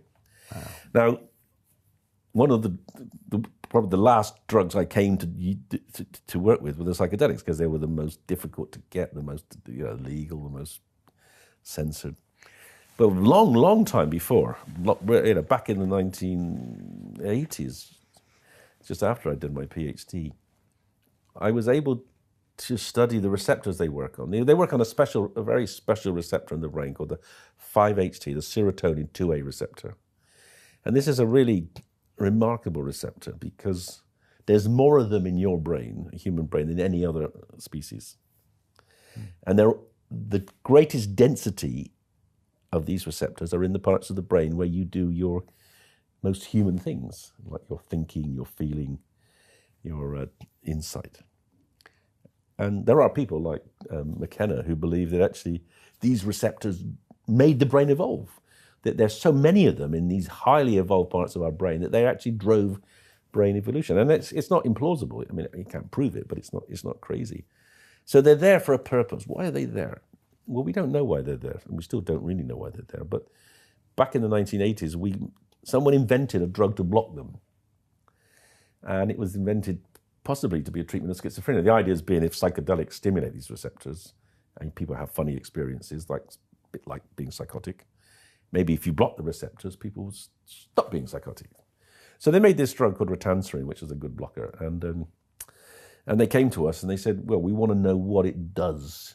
You're a psychopharmacologist. If we give it to people, because we've got it, will you measure what it does? And we said, yeah, sure, we'll measure what it does. So we did studies. And the only thing it did, amazing, the only thing it did was when we did sleep recordings, was it produced deep synchronized sleep, increased slow wave sleep. Good sleep, restorative sleep, positive sleep, where the growth hormone's released. But that's all it did. In the daytime, I took it for 2 weeks and it didn't really do very much. But it did have this effect to synchronize brain activity. Now hold that in your head because it turns out very relevant subsequently. So when I was 30 years down the line, we start giving the agonists, the psilocybin, the LSD, the DMT, the drugs that stimulate those receptors. What do they do in the brain? They completely desynchronize the brain. Absolutely opposite. So that's fascinating. So these receptors are somehow involved in orchestrating how the brain works at quite a global level. And it was those insights that we got from the mushrooms and then the LSD, how it fragments brain functioning, that made us think, well, maybe these could be used in disorders where you've got aberrant brain thinking, like depression. And supporting that idea was the fact that, even when you take normal volunteers, who even if they're experienced, they've all had some experience of psychedelics. Even when you give them psychedelic in a scanner, they often feel better. They get a sense there's a well-being, a connectedness to nature that is improved by these drugs. A small amount, but it's measurable and statistically significant. So there are positive effects of these drugs, even when you give them to people who aren't mentally ill.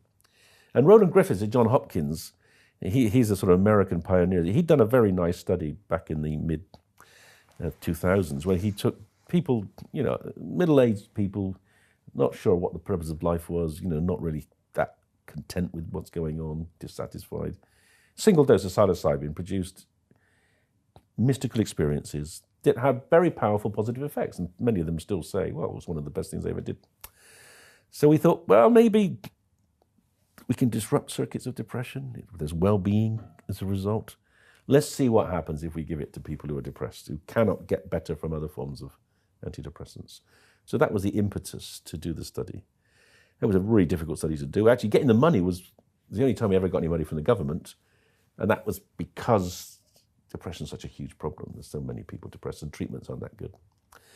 Well, we got the money, and then we had to get ethical permission. That was near impossible. Then we had to get the drug. That was it took 32 months of a 36-month grant to actually get the stuff ready to use, because all the bureaucracy was just because it's all illegal. You know, I mean, right. This is absurdity. I mean, you know, I want to bring some psilocybin into my laboratory for the study, and I have to have a special safe for the psilocybin. I said, why can't I put it with the heroin? Oh, no.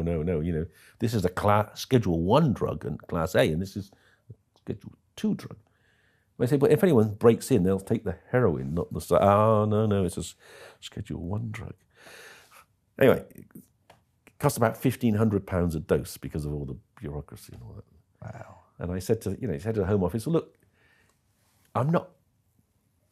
Even if I went to Chelsea, I'm not going to get £1,500 dose of psilocybin. I'm not going to be selling this on the street. Don't be so stupid. Oh, no. You never know. It's just, I think it's a scam. It's a money-making scam for the Home Office, but that's another story. Anyway, we got the money, we got the study, we did the study, and it was amazing. I mean, a lot of people with severe depression, many of them had been depressed for decades, and they'd failed on multiple treatments. They'd all failed on what we call CBT, cognitive behavior therapy. And they, many of them got better for weeks or months. It was remarkable, absolutely remarkable. And what we think is going on is that we are actually disrupting. We think in depression people get locked into a... Sorry, let me have a drink. Got some water there too, as well. And so I'll just reiterate some of the things you were saying. So the synchronous brain function is what's, and even when you're in depression, you're in that pattern and you keep revisiting the same pattern. So you actually need to shake it up. Exactly. Okay. Yeah, that's right. Robin has this idea. It's like the snow globe. You shake it up and then it settles down in a different place. Yeah. Mendel Kaelen, who was one of Mendel's sort of auditory researcher, is interested in music and psychedelic drugs and using music to change the mind. He has a lovely analogy, which is, I think, a better analogy. His analogy is that when people get into disorders like depression, it's like when you're skiing and people have all skied and you've skied the same path repeatedly, so you're in a rut. You know what it's like when you ski and you can't, and it's quite terrifying because you can be going really fast, but the rut is too deep, you can't get your skis out. Yeah. And then his analogy is that psychedelics actually they're a new snowfall, you know. They let everything's replaced by nice, smooth, virgin snow, and then you can make your own way down appropriately. Maybe you can't see the rut anymore. Exactly. Well, and actually, I think it's a really interesting analogy because one of the things we discovered, and this is the most disappointing thing, is that although the effect was powerful, and in some cases very long-lasting, in many cases it didn't last more than a few weeks. It's as if the snow was melting and then the rut's coming, you know, you're exposing the rut again. And that I find intellectually fascinating, emotionally challenging, because it's very sad for the people whose depression isn't kind of permanently erased. It tells, I think, intellectually, as a psychiatrist, it tells me something really important, which depression is a very deep-seated, maybe it's an immutable aspect of some people's brains. And why that should be, well, maybe you know, you can perhaps imagine in childhood that individuals are abused and maltreated and don't have any positive reinforcement or guidance, and they just learn, you know, all they've ever been is depressed, so they don't know how to be happy, and you know, so maybe you can hide it for a bit, but it's that sort of dominant position in their brain. It just keeps coming back and forcing them to think that way. So, and that's a real challenge for us. I mean, because we have brilliant effects, but they're not. You know, we'd like them to last longer. So, what we're doing now is we're doing a study where we're giving 2 doses of psilocybin, 3 weeks apart, to see if we can get a longer lasting effect. And we're also comparing it with a standard treatment called escitalopram, which is an SSRI. Okay. And you've been doing these now for 7 years, 8 years, more? Yes, 8 years. We got the first grant in 2012, yeah. Okay. It's hard work. And you use those fMRI scanners so you can Yes. get real-time looks at the brain. Yes, that's right. So we can look at this connectivity. So psychedelics really disrupt synchronicity in the brain. They produce a state which some people call entropy. It's much more fragmented.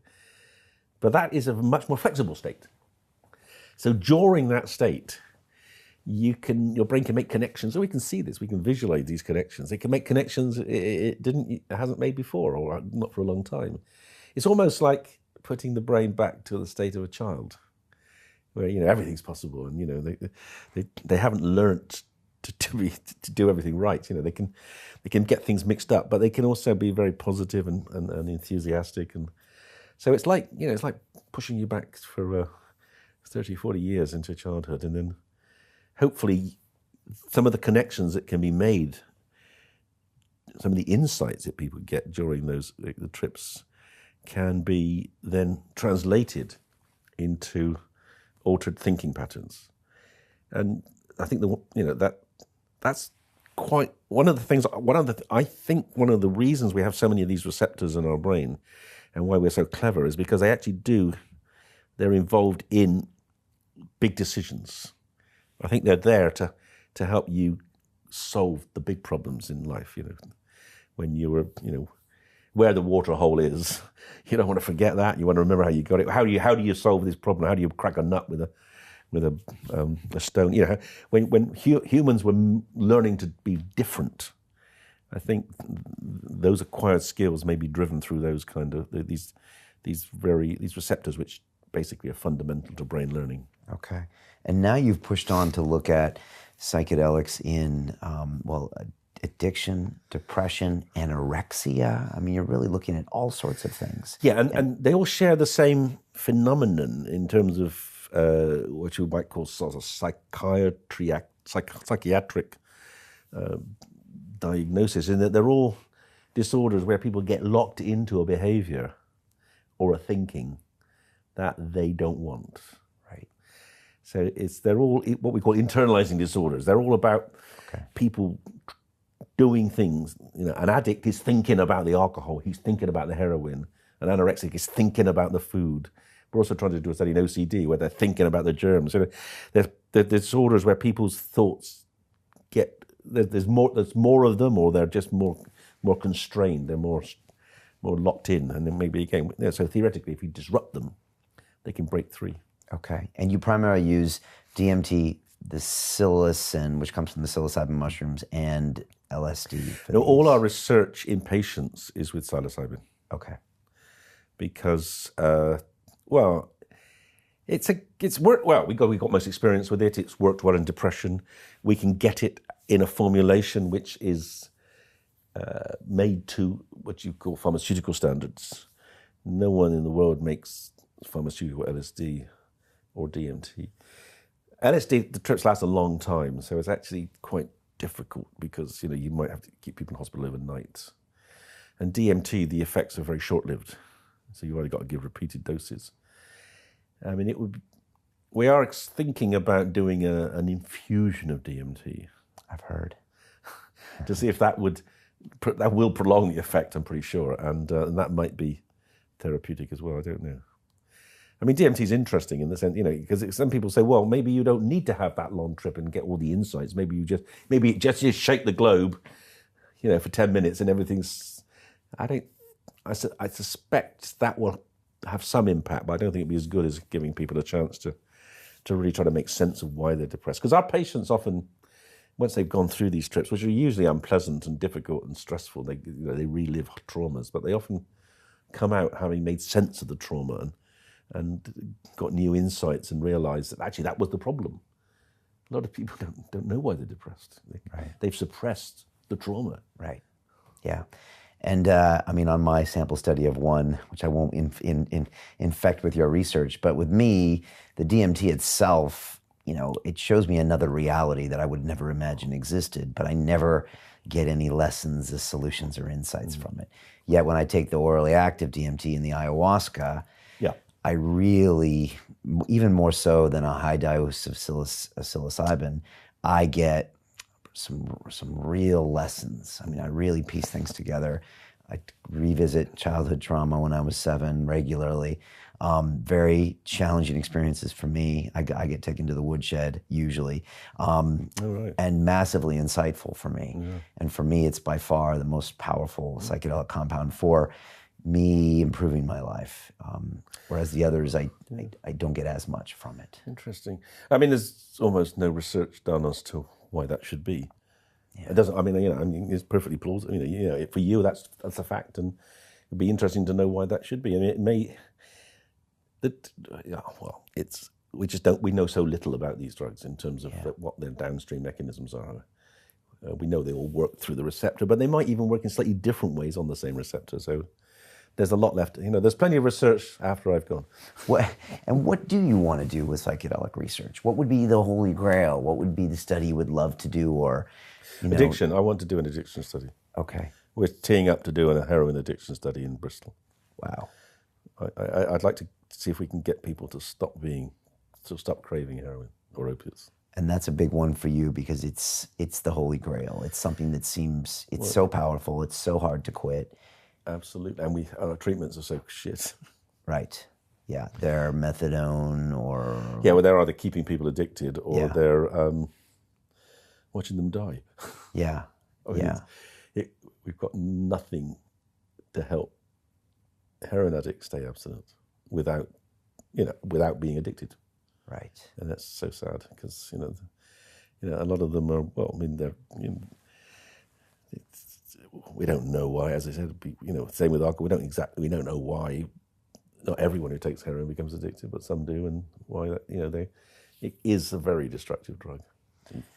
Yeah, it really creeps up on you. I think Keith Richards talked about it as well. It just kind of sinks its hooks into you and works on a kind of a long time span to where you, again, back to that habit issue. It gets to be this habit. Obviously, you get conditioned to the dose as well, and it just becomes part of your life. And then you're not able to really see what it's doing to you. Whereas maybe with alcohol, you might get that feedback sooner, but maybe you wouldn't. I think the hangover does help give feedback. Yeah, I think it does. And then with the heroin, the danger is you'll stop breathing, which is pretty much what I did in New York City in 2001. I stopped breathing. I happened to not be alone, or I would be dead. Luckily, although not for her at the time, my girlfriend found me and called the ambulance, but that's why I'm still alive. And this, David, is before any fentanyl derivatives were on the market. If those were on the market, I might be dead, because that makes it even more dangerous. Fentanyls are so scary. And do you want to know why they're there? A lot of people don't know this. But the fentanyl story is, in part, most people assume it's part of the opioid crisis, overprescribing, blah, blah, blah. Right? But actually, that's far too simplistic. One of the big drivers for the fentanyl crisis was the UN thinking, in its absurd way, that we could begin to control the heroin use, the chronic use of heroin, by reducing the production of opium. So the UN has this idea that if we basically constrain the availability of opium to make heroin, then, or to make morphine, or to make any of the opiates which you use, we will reduce the black market. Now, that's absurd because the production of heroin that is used to make morphine is completely tightly controlled. It's a pharmaceutical production. It doesn't. Most of the heroin that's used is grown elsewhere.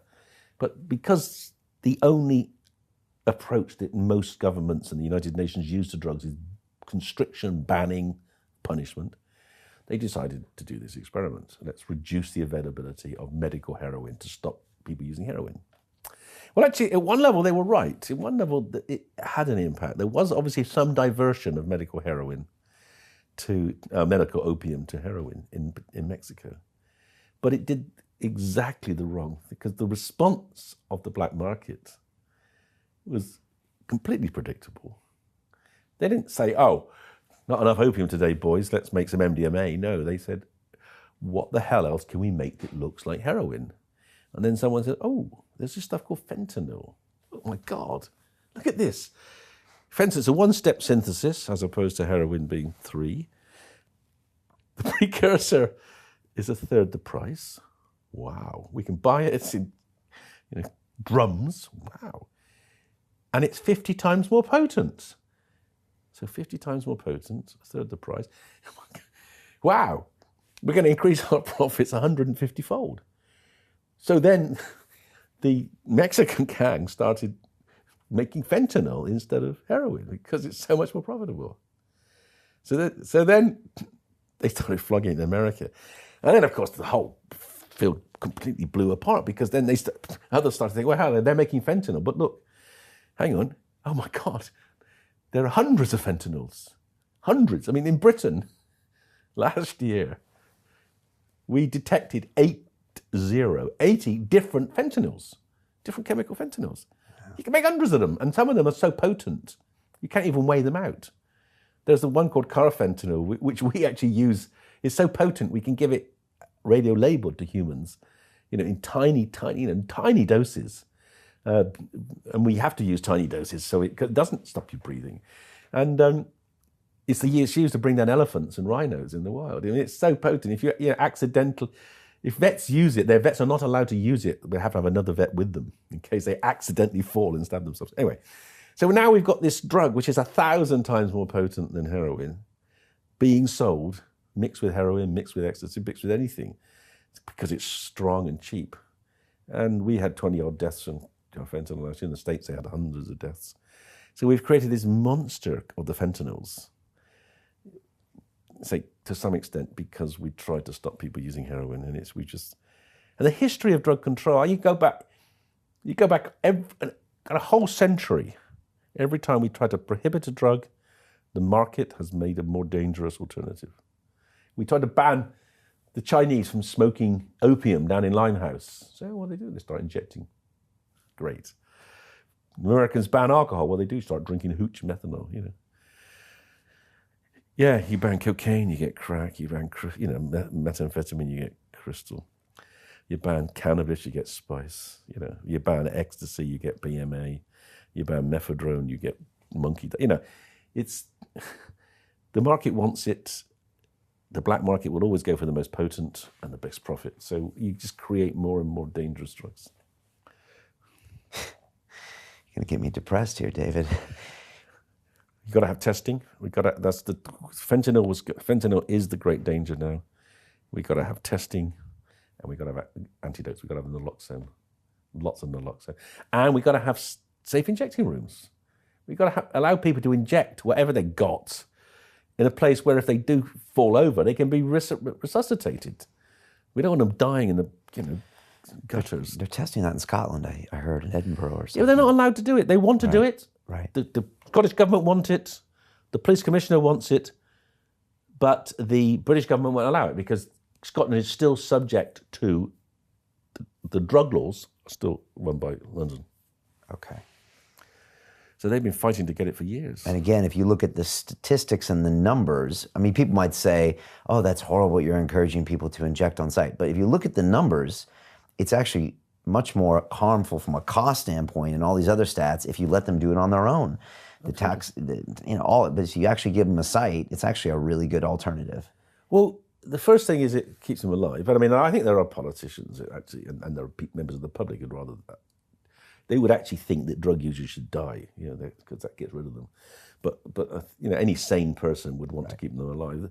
The second thing, and I got quite strong links with Vancouver. We've done research together, and I was over there recently and looking at their injection room. Their injection room is amazing. I mean, it's a cinema, an old cinema, which they've converted, and they have, I think, like 16 booths. Each booth has got a mirror. So you sit at the booth, little table, make up your stuff, inject, and there's a mirror.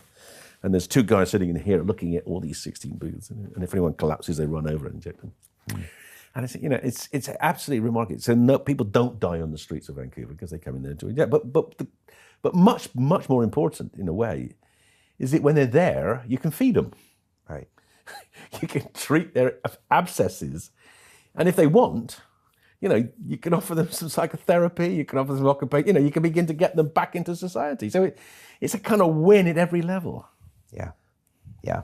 And when we did this Thanksgiving dinner with the homeless, the guy over there, Gary Davidge, he's really good. He was explaining. He said, Brian, this is how we have a conversation with these people.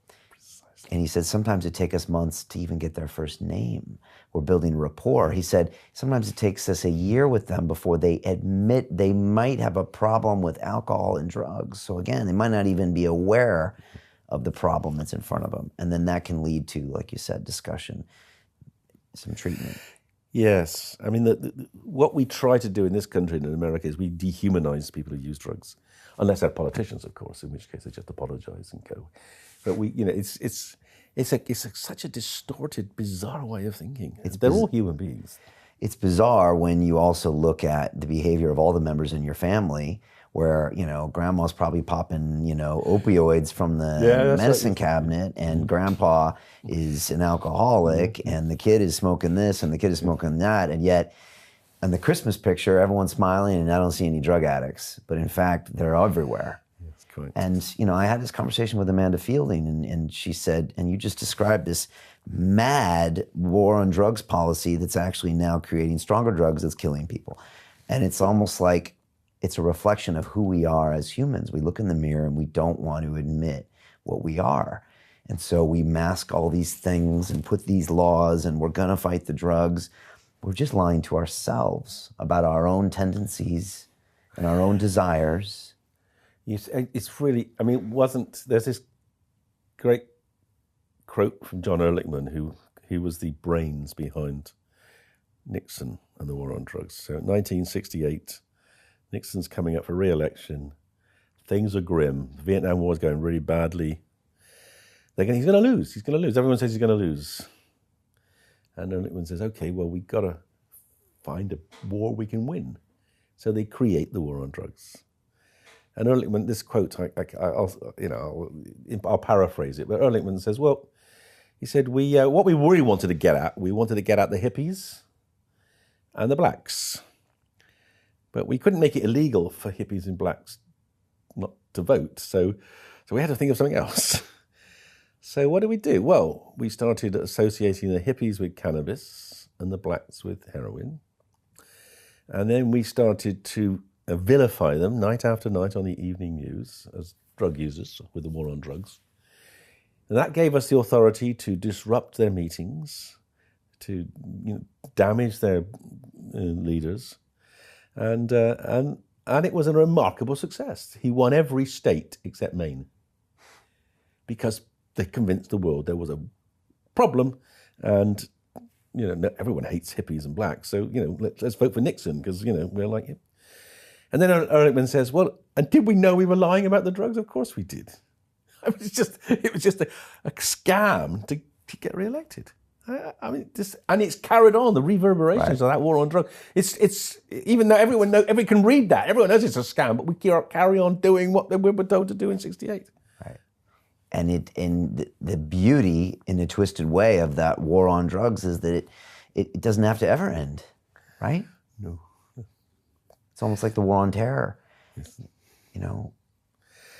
Yes, quite. It can be stirred up every now and then. Exactly. Whenever you need some sort of bit of political traction. Oh, let's find, let's test prisoners for cannabis. Let's put people in. Let's give them 3 strikes and they're in prison for life. Well, because they're drug users. It doesn't matter if they're. Even though imagine the cost of the imprisonment of Americans with cannabis is absurd if they're in prison forever. Yeah. It's kind of mad, but people believe in it because they've been brainwashed to think that drug users are somehow bad people.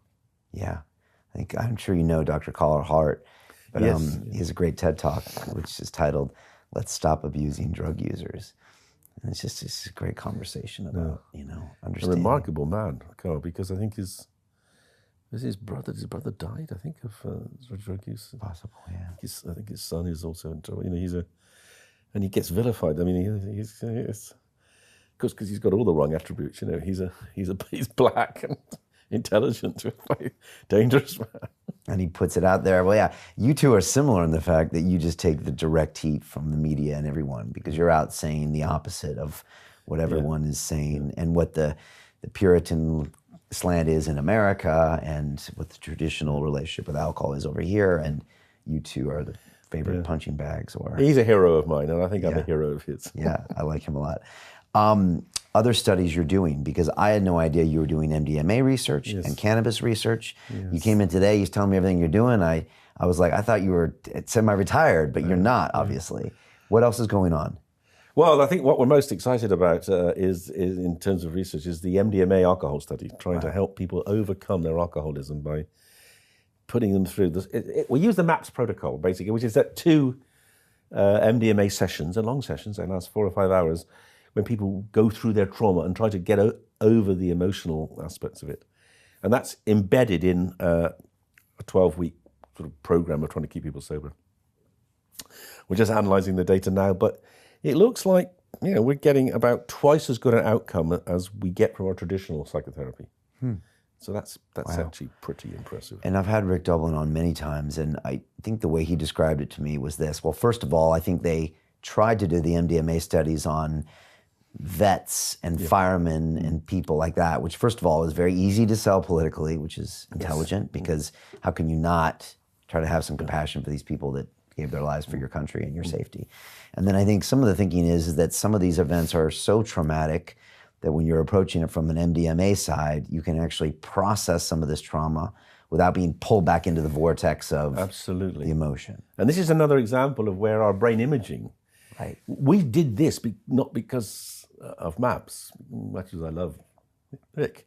We did this because the brain imaging study showed that it's MDMA, it's not at all like psychedelics. MDMA suppresses activity in the emotional centers.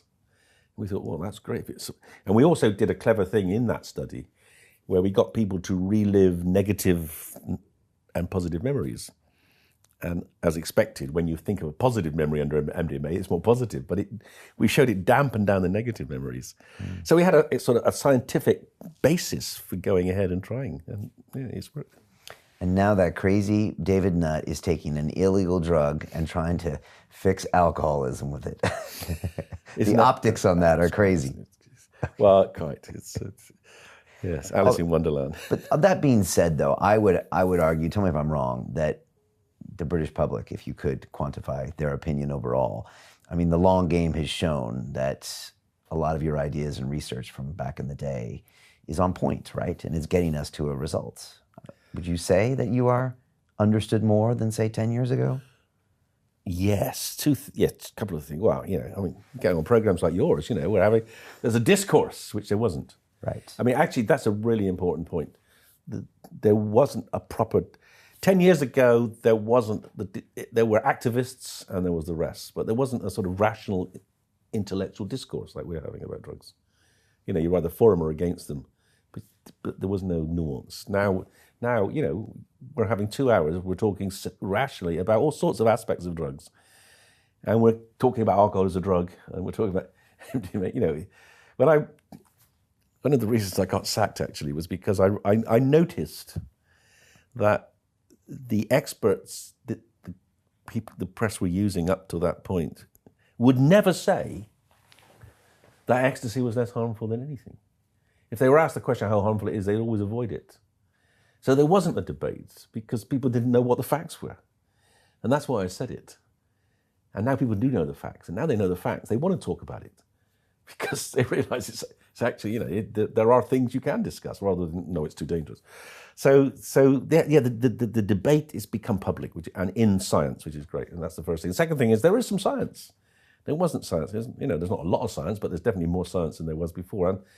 And when you have science, it's really difficult for people to say, we don't, you know, there's no reason or there's no sense in what he's doing, because there is sense. I can show you a brain scan, that's sense. So people can't just say, oh, he's just an activist, because I'm a scientist. Right. And I think that's where we've moved on in the last 10 years. Yeah, because back then it would be like some smear article on the Sun or 4 minutes on a news channel where someone's barking over you, or you're trying to make a point and you can't make a nuanced point, and then it's it. That's it. Yeah. And then it's the optics of the situation, and David's got to go. Yeah. Right. Frustrating, huh? Yeah, but I'm just glad I lived long enough to see it change. And we've still got a long way to go. I mean, never assume that the war is over until it's over. You know, I mean, because you could say to me, well, that's all great, David. So things have moved on in terms of, you know, so you got a few psychedelic studies, the MDMA study, but they're still illegal. You know? And actually, drug policy in Britain has gone backwards. You know, we've got more deaths. So it's not as if I've solved the problem. You know, I've chipped away at one or two of the more, you know, areas where there's most opportunity therapeutically, but the bigger issue about drug policy and harm is still not been resolved. Right, because these drugs are still illegal. They're not decriminalized, and we don't have access to things like cannabis. And well, cannabis is now legal in Britain as a medicine. In the 14 months it's been a medicine, there have been 2 prescriptions on the NHS. Two. I mean, it's absurd. I mean, I think it's disgusting. I think it's absolutely obscene that there are 1 million people in Britain using illegal cannabis for a range of disorders because no one will prescribe it on the NHS, even though it's legal. Outrageous. And that's because it's doctors who don't want to do it. They have their own preconceived notions. They don't want the baggage, the liability. They don't want to be involved. The government has made it very difficult for them to prescribe. Okay. So they gave it with one hand, took it away. They put a whole series of very difficult hurdles in the way of doctors. That's the first thing. The second thing is that I think doctors don't like the fact that patients know better, more than them, and patients are driving this. It's not a medical-driven discovery, it's a patient-driven discovery. I find that so sad as a doctor. I mean, if patients come to me with solutions, I'd welcome them. But there's the medical establishment is very, very traditional and old-fashioned. It's also because you haven't got the trials. The medical profession has been completely seduced into the idea that unless you've got a double-blind controlled trial that's done by a pharmaceutical company, it's not medicine. It's ridiculous. I mean, most of the history of medicine has been done by doctors using intuition, knowledge, experience. You know, it's only we can't give up on all that and just be told by pharma companies what to give, because the pharma companies will never develop cannabis because you can't patent it. So to wait for it the traditional truth to come means we'll never do anything. Right, and it's painful because it takes years to try to get these studies that are double blinds to prove to people. And it's worse than that. It takes years, and it costs so much that then NICE says it's too expensive. That's what they did with the cannabidiol study for epilepsy.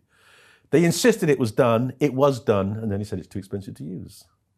And then there was a hysteria from people like me and the patients who said that's outrageous. These kids are dying, or there are a tranche of kids whose parents are going to Holland, spending £1,000 a month getting medical cannabis, 1,000 or more, sometimes £3,000 a month. There's a woman recently, she sold her house and moved into a flat so she can afford to treat her daughter, who is institutionalized in Charles, which is an epilepsy centre. So she's got an institutionalized child who she's buying the cannabis to treat because the NHS won't treat her, even though they know that the child is doing really well on the cannabis because the child can now go out at weekends with her parents, whereas before she couldn't. But they won't give it to her because there's so many reasons. It's so easy to say no at many levels. Mm. I know. I think it's heartbreaking to see the fact that people thought they were there and then they're not. And so you're spending your time trying to educate the new breed of doctors. So I'm educating doctors. I was lecturing today we've set up a training scheme, a training module in medical cannabis for medical students, so that because they're not going to get that training from their consultants, and they're going to get it from us. And I was starting the first lecture series today. So hopefully they will then be ambitious enough and persuade their bosses to start taking it seriously, because I think it's going to be one of the great inventions in medicine. I think there's so many active ingredients in it. It's going to be I think it's going to be a really exciting time. What do you think of the CBD craze? And is that kind of an element of what one of those could do for the world? Or not? Are you dubious? Well, we have shown in brain scanning that CBD does something, but it does something to mitigate the more excessive effects of THC. I mean, I think CBD in high doses is going to be a bit anxiolytic. It's going to be certainly anticonvulsant. Yeah, so yeah, I mean, of course it's, but whether it's going to be useful for the rest of us in lower doses as a sort of well-being agent, I don't know. I'm open-minded. I'm not. I certainly couldn't say it will, but I mean, if it did, I wouldn't be so surprised. It's a bit like microdosing psychedelics. We can't prove they work, but a lot of people find them valuable, and they're not going to be harmful. So I'm not against you trying. Right.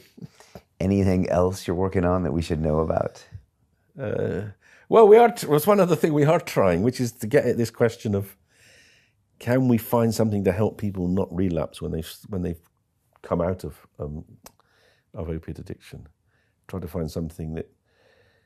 One of the things we know why people relapse. We know that there are three main reasons people. If you get someone, stop them taking any drug really, get them clean, and then they relapse. There are three drivers. The biggest driver is stress, and then there's also craving, the wanting the pleasure, and some people are just impulsive. They just can't stop doing things that even though they want to.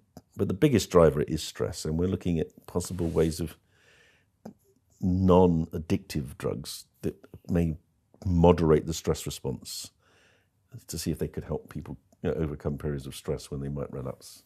Okay. The Center for Psychedelic Research was a big deal to have that name inside Imperial College. Was that difficult to do?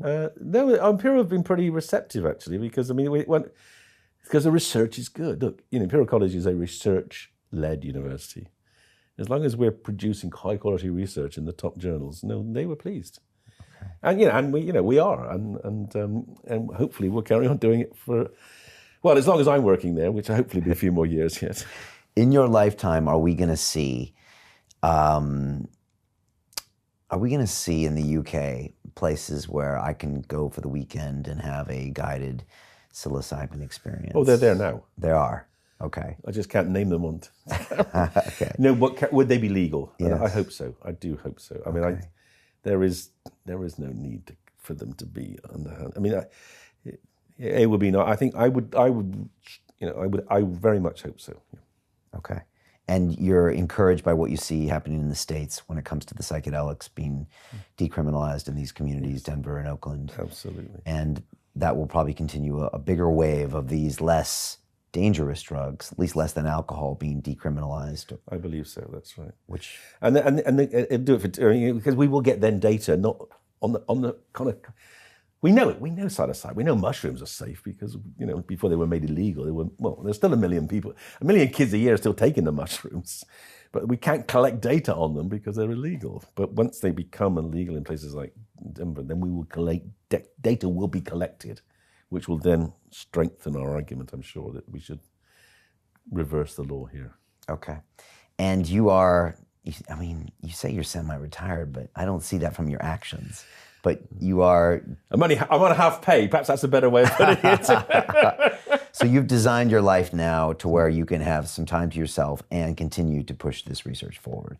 Yes. And you are enjoying that period of your life now. I think I'm probably as content and as pleased with my quality of life as I've ever been. Yeah, and I've even got time to write books. That's incredible, right?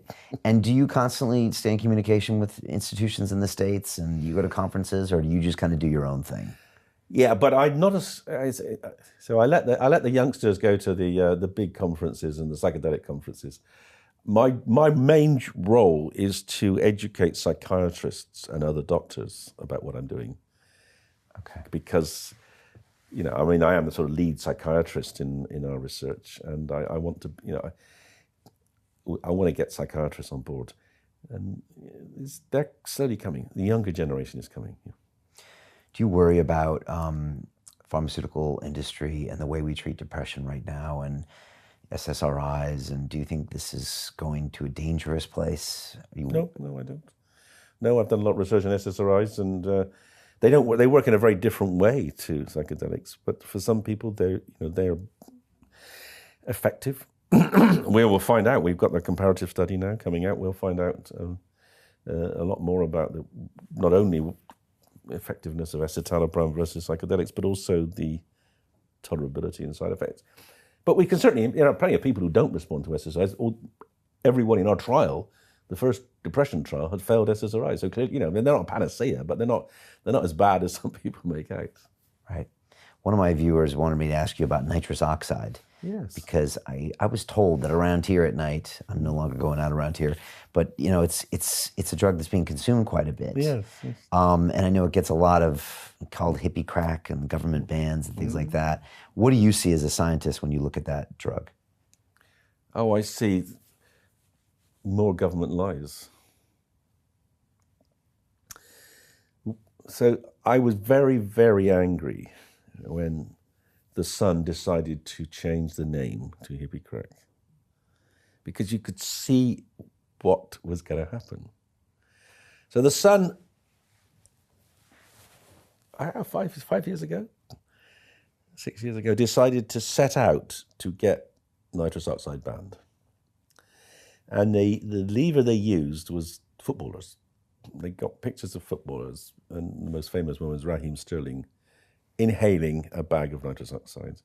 And then they created hysteria about it. Look, this £100,000 a week footballer is using this gas. But they realized they couldn't say Raheem Sterling is using laughing gas, because everyone would just laugh at them. Oh, great. Well, Granny used laughing gas when she had her babies. I took it when I broke my, everyone knows that laughing gas is trivial. So they changed the name. So, and that's, you see that, all the time. You change the name of something. Instead of being a protester, you're a terrorist. Oh, we could do something about him now. So they changed the name to laughing gas, and I protested. And hippie crack. It's nothing like crack and hippies. It's nothing to do with hippies. I mean, it's just an intoxicant that young people use. So the question is, why do young people use it? And actually, perhaps more importantly, why do footballers use it?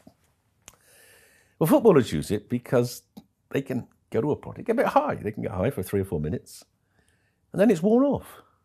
It's not going to affect their performance the next day. If they were to get drunk and get high, it would affect their performance the next day. So this is a completely rational choice of a transient intoxicant for people who've got to work the next day. Why are young people using it? They're using it for the same reason. It gets them, it blows their mind. They have a really interesting experience, but it's fine. They're not going to fall over. They're not going to be risk of assault. You're back together so fast, and it's a kind of rational alternative to alcohol if you don't want a hangover and you want a bit of drive home. So the banning of nitrous oxide was just an example of political parties jumping on a bandwagon. It started with the Sun, and then these puritanical think tanks started to roll all nitrous oxide into legal highs, into new psychoactive substances, into spice. Started saying they're all dangerous. In the 2015 election, every party, the 3 main parties, all said we're going to do something about new psychoactive substances, and the nitrous oxide got sucked in, and there was no proper debate. In the debate in Parliament, there was no sensible discussion about whether nitrous oxide was actually harmful at all. The government's own advisory group said it doesn't need to be made illegal, but the fact that there was a decision to ban legal highs, they banned everything because they couldn't be asked to think about which ones they should ban and which ones they shouldn't. So it's outrageous, and it's an example of why actually we've gone backwards politically in the last 10 years in terms of drug regulation, because we still, it's knee jerk, it's not thought driven. Right. Again, it's political. It all gets thrown into one thing. Absolutely. You're for it, against it. Can it get me reelected or not? And go with it. Yeah. Tell me about you, David. If I was to ask 5 of your close friends, what is David's superpower? How are you able to do everything you do, to write the books, to bounce back from getting sacked, to do everything at Imperial College? What would they say it is? How are you able to do all this stuff? God knows. I know what I would say. I would say two things, I suppose. One is that for some reason, which I'm grateful for, I don't get headaches. So stress doesn't give me a headache. Because I know, I've met plenty of people, my wife, and, she was very stressed, you get headaches and that disabled. So I don't get headaches, I get migraine. So I'm kind of fortunate in that I don't get problems with my head when I'm doing a lot. Well, of course, the real answer is I have bloody good people working for me. I choose very good people and nurture them and look after them. What else? I suppose, I can wake up quite fast. I can get moving quite quickly. So a lot of my books I write while my wife's still in bed in the morning. I get out, I write from sort of 6 till 9 while she's still sleeping. So I can. So I'm quite fortunate, and I can turn on quite quickly. How do you lead? How do I lead? Yeah. I don't really. I kind of facilitate. So I'm always available. Phone, email, person. Never criticize. Always trying to help solve problems. And if they can't do it, you can't do it with them. Write grants and things with them. And always be enthusiastic and positive. And you're not afraid of putting yourself out there to take the hits when necessary. Oh no, you have to take responsibility. If it goes wrong, it's my fault. If it goes right, it's their success.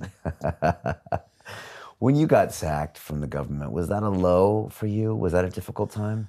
Yeah, I was hellishly angry. You were angry? I was really, really angry. And but there are two kind of models of response to injustice, aren't there? There's active engagement, fighting back, which I did, or there's a sort of the passive kind of curl up and hope it all blows over. But I'm very much an active person, so I just fought back and fought back and fought back, and it was. Well, it was pretty effective. At the very least, as I say, the debate happened. Right. In a big way. In a big, big way. And when someone reads that out in like an intro, do you have a smile that comes on your face? Or how do you remember? People say to me sometimes, I often reflect myself, if I could have avoided it, should I have? The answer is I couldn't have avoided it because I could not have lied. But would the situation be better if I'd somehow stayed, if they hadn't sacked me, if I stayed in post? And that's quite a difficult one. You kind of think, well, maybe I could have stopped some of the more stupid excesses like the Psychoactive Substances Act, but then I see that they just trammeled over the ACMD anyway. So I don't think you can stop political stupidity. I think, so in hindsight, I think, what happened, perhaps, maybe it was meant to be. It was, now we have a proper, open, independent discussion about drugs. People aren't scared to talk about it as they were before. Because you put that out because there. It's out there. It's the truth is out there. People can make their own minds up now. There's a proper dialogue which there never was before. Yeah, I don't know. For me, it seems like a perfect calling card for you. It defines who you are as a person. Exactly. The sack drugs are. That's right. That's my. It's on my grave. The sack drugs are. But it's interesting because someone hears that and they're like, "Well, tell me more about that." And then you go into the details, and then without them knowing it, 5 minutes in, they've already kind of bought on to your premises, which is drug science, right? On your website. Absolutely. Let's look at the science. Let's look at the reality of it. Yeah. And then it's like, oh, I never realized that. And people pull the string and pull the string. So absolutely. I think it was a brilliant move. I didn't set out to achieve it, but it wasn't difficult. And then I Googled equity before this interview, and I didn't realize you made that word up. I made it up, yeah. For people that don't know, will you just quickly tell what that means, equity? Equity stands for Equine Addiction Syndrome, which means being addicted to horse riding. And I created this as a pseudo drug. It was a thought piece. It was it is my most downloaded ever publication. And I wrote it just before we were doing the review of ecstasy, the long-awaited 30-year-old review of ecstasy, which ecstasy had been made illegal and never been reviewed. And eventually we got permission from the government to do it, even though they said they didn't want it. The Home Secretary said the review was unwelcome. The Drugs Minister said it doesn't matter what they do, we're going to keep it Class A. Anyway, we did it. But paradoxically, I mean, it's surprising, coincidentally, during the period of review, which was the most systematic review of ecstasy ever done, we actually got one of the NICE review groups, to do a systematic assessment of all the claims of harms of ecstasy. So we took them all, hundreds of papers, and they did what they would do for a pharmaceutical drug. They looked at all the harms and showed there were virtually none. And the ones there were trivial. And anyway, but we knew there was going to be a problem. We knew we were pretty certain that we were going to recommend downgrading to Class B or Class C. And we knew the government were going to fight back. And weirdly, in my clinic, about a month before the report was coming out, I saw this woman who'd destroyed a chunk of her brain falling off a horse. And she'd become very disinhibited, personality change, lost her husband, had left her, kids left her, lost her job. She was in a very bad way. And it got me interested in the brain damage from horse riding. When I started reading around it, I discovered, firstly, horse riding is dangerous, particularly if you jump, which was scary to me because my daughters were riding. So I had conversations with them. I hope you don't fall off. Oh, yeah, I fall off all the time, don't I? Perhaps we should... Would you like to do something else? Would you like a motorbike, perhaps? Anyway, so my daughter sort of, became much more knowledgeable about the harms of horse riding. And then I also discovered that many people get addicted to horse riding. And there was this very well-known columnist in the Times called, what's her name? Melanie, I can't remember her second name. She fell off a horse and she broke her neck and her back. But she now rides in a frame. Because she's addicted to horse riding. She's like, I can't not, the smell of the horse, the touch of the horse, it's a drug. So I thought, so this is a harmful activity. Let's pretend it's a drug ecstasy. And I wrote the paper. It was actually a really successful paper, not because colleagues in Europe, they said, damn you, David. I got to the second page before I realized it wasn't a drug, it was a horse. Anyway, I did it to kind of compare to well-known, certainly everyone knows about horse riding. Let's compare ecstasy to ecstasy. And I just thought it would help. I thought it would help justify a rational decision about the harm, where we classify ecstasy. And it had exactly the opposite reaction, because the Home Secretary, Jackie Smith, went absolutely ape, completely ape. And she rang me out one day in the very same room as where I'd been seeing the woman with the brain damage. And she said, you can't do that. You can't make a comparison between an illegal activity and a legal one. I said, what? But you can't.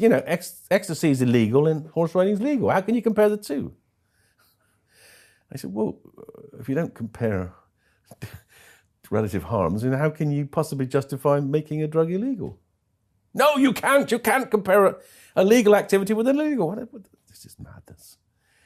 So anyway, and it turned out, two interesting things turned out of that. One is that was, she then she went to Parliament, an hour later, and she denounced me. And it was very obvious that she was doing that to avoid being asked questions about her. She was flipping her home. She was claiming her sister's flat as her main home, so she could get more mortgage relief on her big house in Birmingham. So she was trying to obfuscate what was the torture being shown on her. But anyway, that was why she did it. But the other interesting thing happened. So I rang up the one MP I really knew and trusted, who was a doctor. There are no doctor MPs anymore, Evan Harris. I said, Evan, look, I just had this really weird conversation with the Home Secretary. She says you can't compare legal and illegal things. And he said, yeah, David, sadly, most of them think like that. And then I realized therefore you should be really careful about making things illegal, because once they're illegal, people stop thinking about them. Right. And that really was, I found that quite chilling. And we make it illegal, we ban it, and then it's job done. I mean, actually, we're seeing this recently. You heard about the horrible rapist in Manchester with GHB? Yeah. What's the response? The response is, we might have to review its classification. What? I mean, currently, he could go to prison, possession for 14 years. Do you think making it Class A with life is going to make any difference? The classification doesn't make a difference. What makes a difference is people knowing what's going on, having testing, warning, you know, I mean, but the big problem we have with drug laws in Britain is that the laws are invested in the Home Office. The Home Office is about policing, and policing is about punishment and prohibition. And until we get it out of that, we can't have a rational discussion about more sensible approaches. Right. And the reason the ecstasy went over is because you ultimately concluded that ecstasy was more dangerous than ecstasy. Sorry, I should have pointed. Yes, exactly. We just horse riding, particularly if you jump, is more dangerous than taking ecstasy. And they went absolutely ape because, you know, it's. I got a wonderful letter from the Horse and Hound saying, "Did I not know that horse riding cured diabetes?" No, I didn't. I mean, it touched a nerve, which perhaps is maybe America too. You know how many people die horse riding in America every year? No. Oh, it's about 2,500. Way more than die of ecstasy. And of course, a lot of horses die as well. But it was touched a nerve, you know, that you'd actually had someone had the gall to challenge this British tradition of horse riding. But it changed something, though. Because people started asking, how dangerous is horse riding? Is he so wrong? Is Nutt completely wrong? And then they started looking at the data. And there's the British, there's a journal of eventing, British Journal of Eventing, people who do really serious horse riding read. And they stopped publishing the list of people who died each year. Because they used to have to, yeah, the December issue, you know, there was always like 30 or 40. In fact, do this experiment. When you know someone who horse rides, ask them if they know someone who's died. A lot of people who ride horses know people who died horse riding. Yeah. Not many people who take ecstasy know people who've died of ecstasy. And that's why I thought it was a brilliant paper. That's why you should have been a politician, David, because you used words and images and ideas to blatantly show and make a point, enough to get people mad at you and yelling about you in Parliament. You did that. But I mean, it plainly shows that people bring baggage to this one thing and no baggage to the other thing. Because I've heard this story and it's illegal and I trust our government, so it must be bad, versus this thing which is part of British history and it can't be bad, but it actually is more dangerous. And it clearly made the point. And I think it was a brilliant thought piece, yeah. And it got you sacked. What scares you, David, these days? Anything? Scares me, yeah. Well, Brexit, politicians. I mean, the intellectual quality is going down and down and down. The level of debate is disappearing. You know, there's not a single I believe before the December election there wasn't a single person of the 650 MPs who had PhD. There was one who was a doctor. She's lost her seat. So I think there's the kind of intellectual rigor and the diversity of politics in Britain is actually worryingly limited. Then the level of drugs. I think that fentanyl is we should be doing everything in our power to try to minimise the rise of it. And year on year, in the last 2 years, we've had more deaths from heroin than ever in our history. That's a worry. Why don't we do something about it? I think because governments think they're just all going to die off, but I don't think that's true. Especially economics. I mean, economics is going to be becoming more polarised economically. There's going to be more poor people. There's going to be more people on the streets. There's going to be more spice and more heroin. And there's going to be more deaths. So that's what really does. That's what worries me particularly, because I can see it. You can almost sense it's on. It's coming. Yeah. And we're going to start to hear the stories of someone's daughter or someone's son, and that's when it really starts to hit home. Yeah. What gives you hope?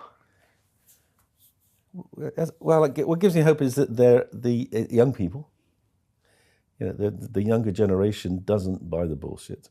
The problem is, and this is the big problem, is that they don't also buy into voting, and they don't realise that if they don't vote, they won't get rid of the bullshit.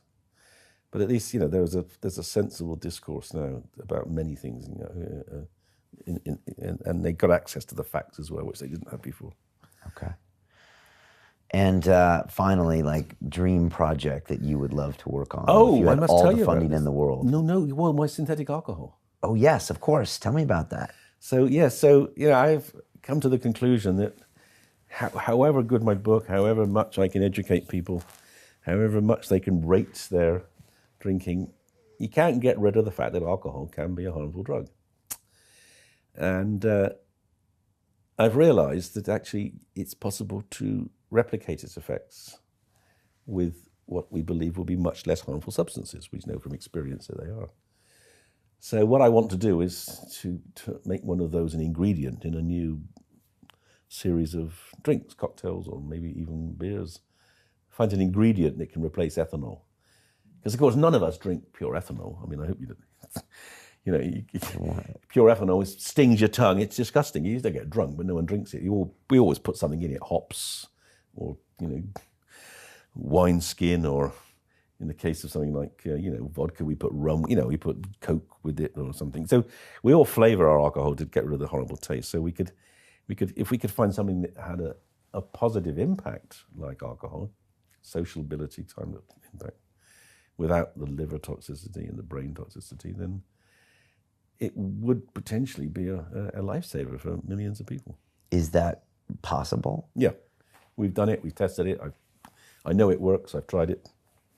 The challenge is to get two challenges.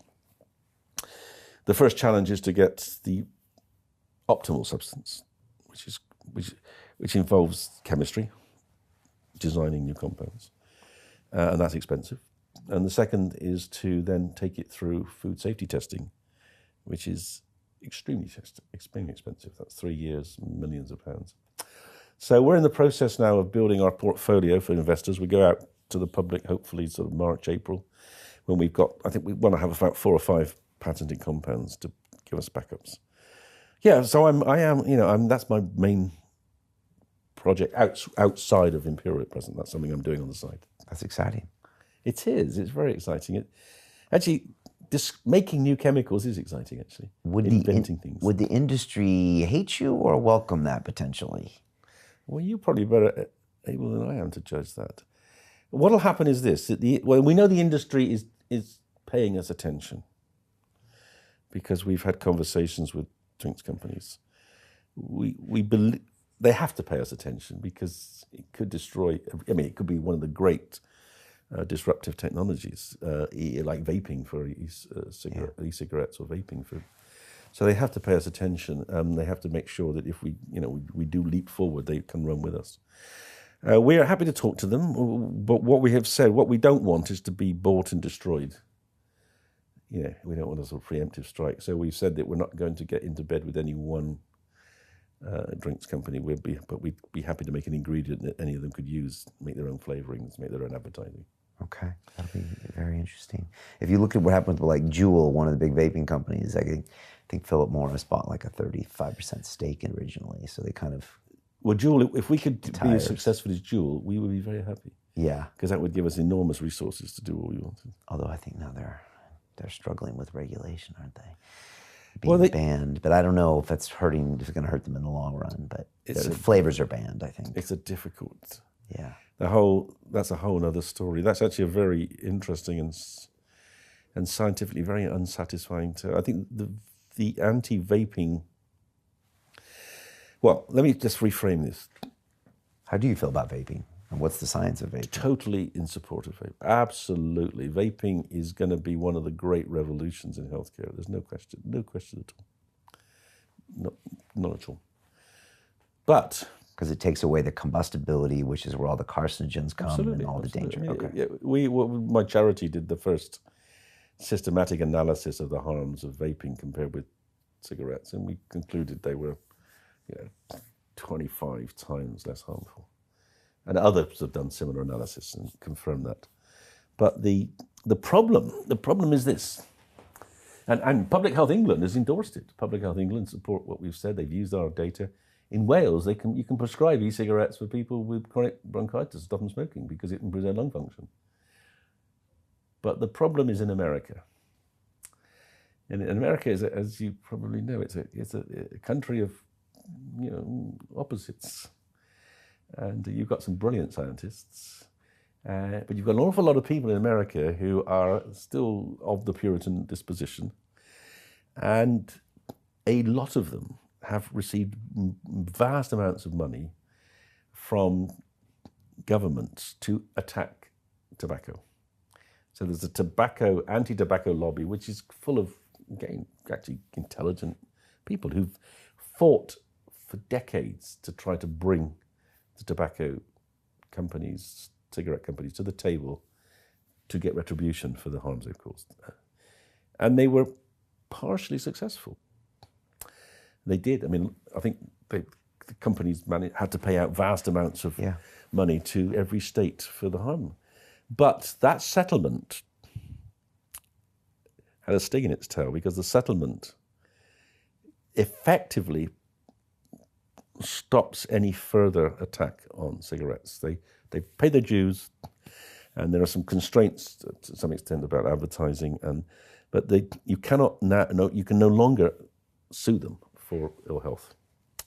So you've got all these people, this army of anti-tobacco people to campaign for tobacco-free kids, etc. And these are businesses. I mean, these are huge research businesses. And they've got to attack something, because that's what they do. So they turned on vaping, because it's easy. You know, it's small companies, not a lot of science. And so they've started creating this. And I think that Juul, to some extent, were party to this. And I think I don't like the way vaping began to be advertised as sexy and fashionable for young people. I think Juul were at fault there. That was a mistake. Yeah. But the attack on vaping is way beyond that, and it's become now a religion. You know, I had literally yesterday I had an exchange with The Economist and an exchange with the Sunday Times, because there are a group of people in America, most of whom aren't even sort of scientists. They don't know anything about pathology, who are campaigning bitterly against vaping and saying, that our evidence is wrong because we're wrong, and they're doing it, I think, because they believe that vaping will lead to young people smoking. But all the evidence shows that vaping leads to young people not smoking. So you can see, as vaping in America has gone up, young people smoking has gone down. So it's kind of it's implausible that vaping leads to smoking. My fear is this. If vaping gets banned, and actually, if just flavors get banned, I bet what you're going to see is this. You're going to see vaping go down and cigarette smoking go up. I bet that's what you're going to see. And I'll be very sad if that happens, but I suspect that will happen.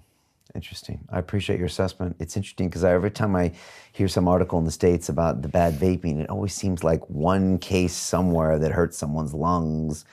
It just seems like a few of these taste things, and then all of a sudden everything's getting banned because of it. Because there's hysteria. Yeah, exactly. And because because the American approach to drugs is the same as the British. It's about banning. Right. But then there's also this sort of conspiracy theories. Well, the tobacco companies were quite like to get them banned anyway, but not now. Now they bought Juul. So it's a really interesting, in terms of the sort of the politics and the anthropology of science and health. The vaping thing is an amazing story. But the problem is, because America is so powerful, that the American lobbyists control the WHO. So there are countries in the world now where you cannot sell vapes, but you can advertise cigarettes. Now, there's no way in which anyone could ever say that vaping was worse than cigarettes. But in India, people are in prison for selling vapes, but you can advertise cigarettes. Many countries in the world, about 5 or 6 now, have banned vaping, even though they completely allow cigarettes. The WHO yesterday, this is where I've been in the dialogue, the WHO yesterday put out a paper, and this is outrageous. They put out a report with the title, "Is vaping more harmful than cigarettes?" Question mark. I mean, that is designed, and their answer is we don't know, but we do know. But their answer is we don't. But that question is designed to make people think it is. I mean, it's disgusting. Clickbait's in papers now. Absolutely. Outrageous. Yeah, and it's become very political in America where, you know, Trump bans and this governor bans and they get a political boost. Yes. Yeah. And the Democrats want to ban, and yet more people will turn back to smoking. And the worst thing of all, and this is this is really active this week, because today, it's on the way here, I saw that CDC in America has at last come out and said the episode of lung problems was not due to e-cigarettes. They've just come out and said that. We knew it couldn't be. You know, we knew it was always going to be THC. And we knew that the ones that weren't THC were in states where it was illegal to smoke THC, so that people wouldn't admit to smoking THC. And the CDC have dragged their heels because I think they've been pressured by the Senate, but eventually they've come out and said, no, that episode, that peak of those people with lung problems, it was all smoking THC that was put into something called vitamin E acetate. It was all illegal. It was all black market. Yeah. And and they want to ban vaping. It would be like saying, "Oh, we're going to ban paracetamol because people are dying of black market fentanyl." I mean, it was. Yeah, there you go. Welcome to the machine, David. How can people donate to Imperial College? How can people help you with your research? All of that. What's the best way to do it? Well, you can. If you want to donate, we'll always be happy to take support from me. You can go on the website. You can send me an email. We'll be very grateful to have support. Good. And I know also Robin is doing some studies where they're looking for people to fill out surveys about. Yes, it's a very important point. Those of you who are interested in in self-experimentation, in personal growth, if you're going to a ceremony in Britain or overseas, log on to the website, fill out your forms beforehand, because we're looking to. We never do systematic experiments on people. So many people doing these trips. But if you can fill out the scores before and after, it helps us get insights into what's happening. Yeah, and this is so they can just have some really broad statistical feedback from people without having to have specific experiments, and you can get a lot of data. We can get a lot of data very quickly, and that's been very helpful. Actually, one of the reasons we're confident in going into the psychiatric disorders we're thinking of going into is because we do get these anecdotal reports from these questionnaires that people actually do have found them beneficial. Okay, good. We'll put the link below. Go fill those out. Donate to Imperial. We made a donation last year, specifically for the Center for Psychedelic Research. Thank you. Because it was late coming, but we had to make our business work first. Yeah, of course. And you guys are doing amazing work, so we want to support you with that. Robin's one of our ambassadors, so we're also trying to promote the studies you're doing every month on our social as well. Oh, thank you. So it's really powerful stuff. David, I just want to finish with the advice question. And I'm curious what you will tell me, but if you could pick up a phone and call up the 20-year-old David Nutt at Cambridge and give that young man a bit of advice after he was traumatized by that night of drinking. But in general, based on everything you know now, what would you advise the 20-year-old David to do with his life differently? The following success secrets are only available inside the London Real Tribe, where you get exclusive access and insights from our high-performance guests on wealth creation, productivity, leadership, morning routines, health, and well-being. To join our tribe community, go to londonreal.tv/tribe. Now, let's continue with the show. Really good advice. I went to one of those climate change protests. It was powerful to see those kids there. Yeah, it was fascinating. I mean, I remember I was in Bristol, a few months ago, going to the university there one Friday, and the streets were full of kids protesting. Bloody good for really good. When I was 10, I was first thing I ever did in terms of sort of activism, I was collecting jumble for a jumble sale to raise money for Biafra. And I thought, it took me right back. These kids are out there on the streets doing something to change the world, which is, that's great. Yeah, young ones too. Yeah, absolutely, it's great. Yeah, it's fantastic. And if anybody wants to watch more about my adventures with my ayahuasca experiences, our movie Reconnect is going to be on our website very soon, so you can watch that. The book is Drinking ? By Professor David Nutt, and your previous book, it's Drugs Without the Hot Air. Drugs Without Hot Air. That's just been reissued as the second edition. Okay. Bigger, fatter, chapters on all sorts of new things like spice, monkey dust, the opioid crisis. So you have to be up to date. You've got to get the new one. And your website's still Drug Science? Drug Science, yes. Okay. David, I said it earlier, I'm going to say it again because I feel this way. Thank you so much for everything you've done. I'm sure you don't like to hear compliments, but I'm giving them to you anyways. No. But the stuff you've been doing and the team you have is incredible. They're all great communicators. I love the fact that you took a stand. I'm a scientist. I've always been a scientist by nature. And so I really appreciate the numbers. I appreciate the facts. And I abhor things for political reasons or things that are just going to hurt us in the long run. And I really appreciate what you're doing. So thanks so much for that. And if we can help out in any way, let me know. Well, you're certainly giving us a lot of publicity. Thank you. Good. Well, that's the plan. And yeah, thanks for this time. Really enjoyed this. There's 2 more of these if anybody ever wants to go back and see us slightly younger, both of us. But again, always, you haven't changed. Always great discussions. And stay in touch and come see us again sometime. I'd be pleased to. Thank you very much. All right, thank you, David. Appreciate it.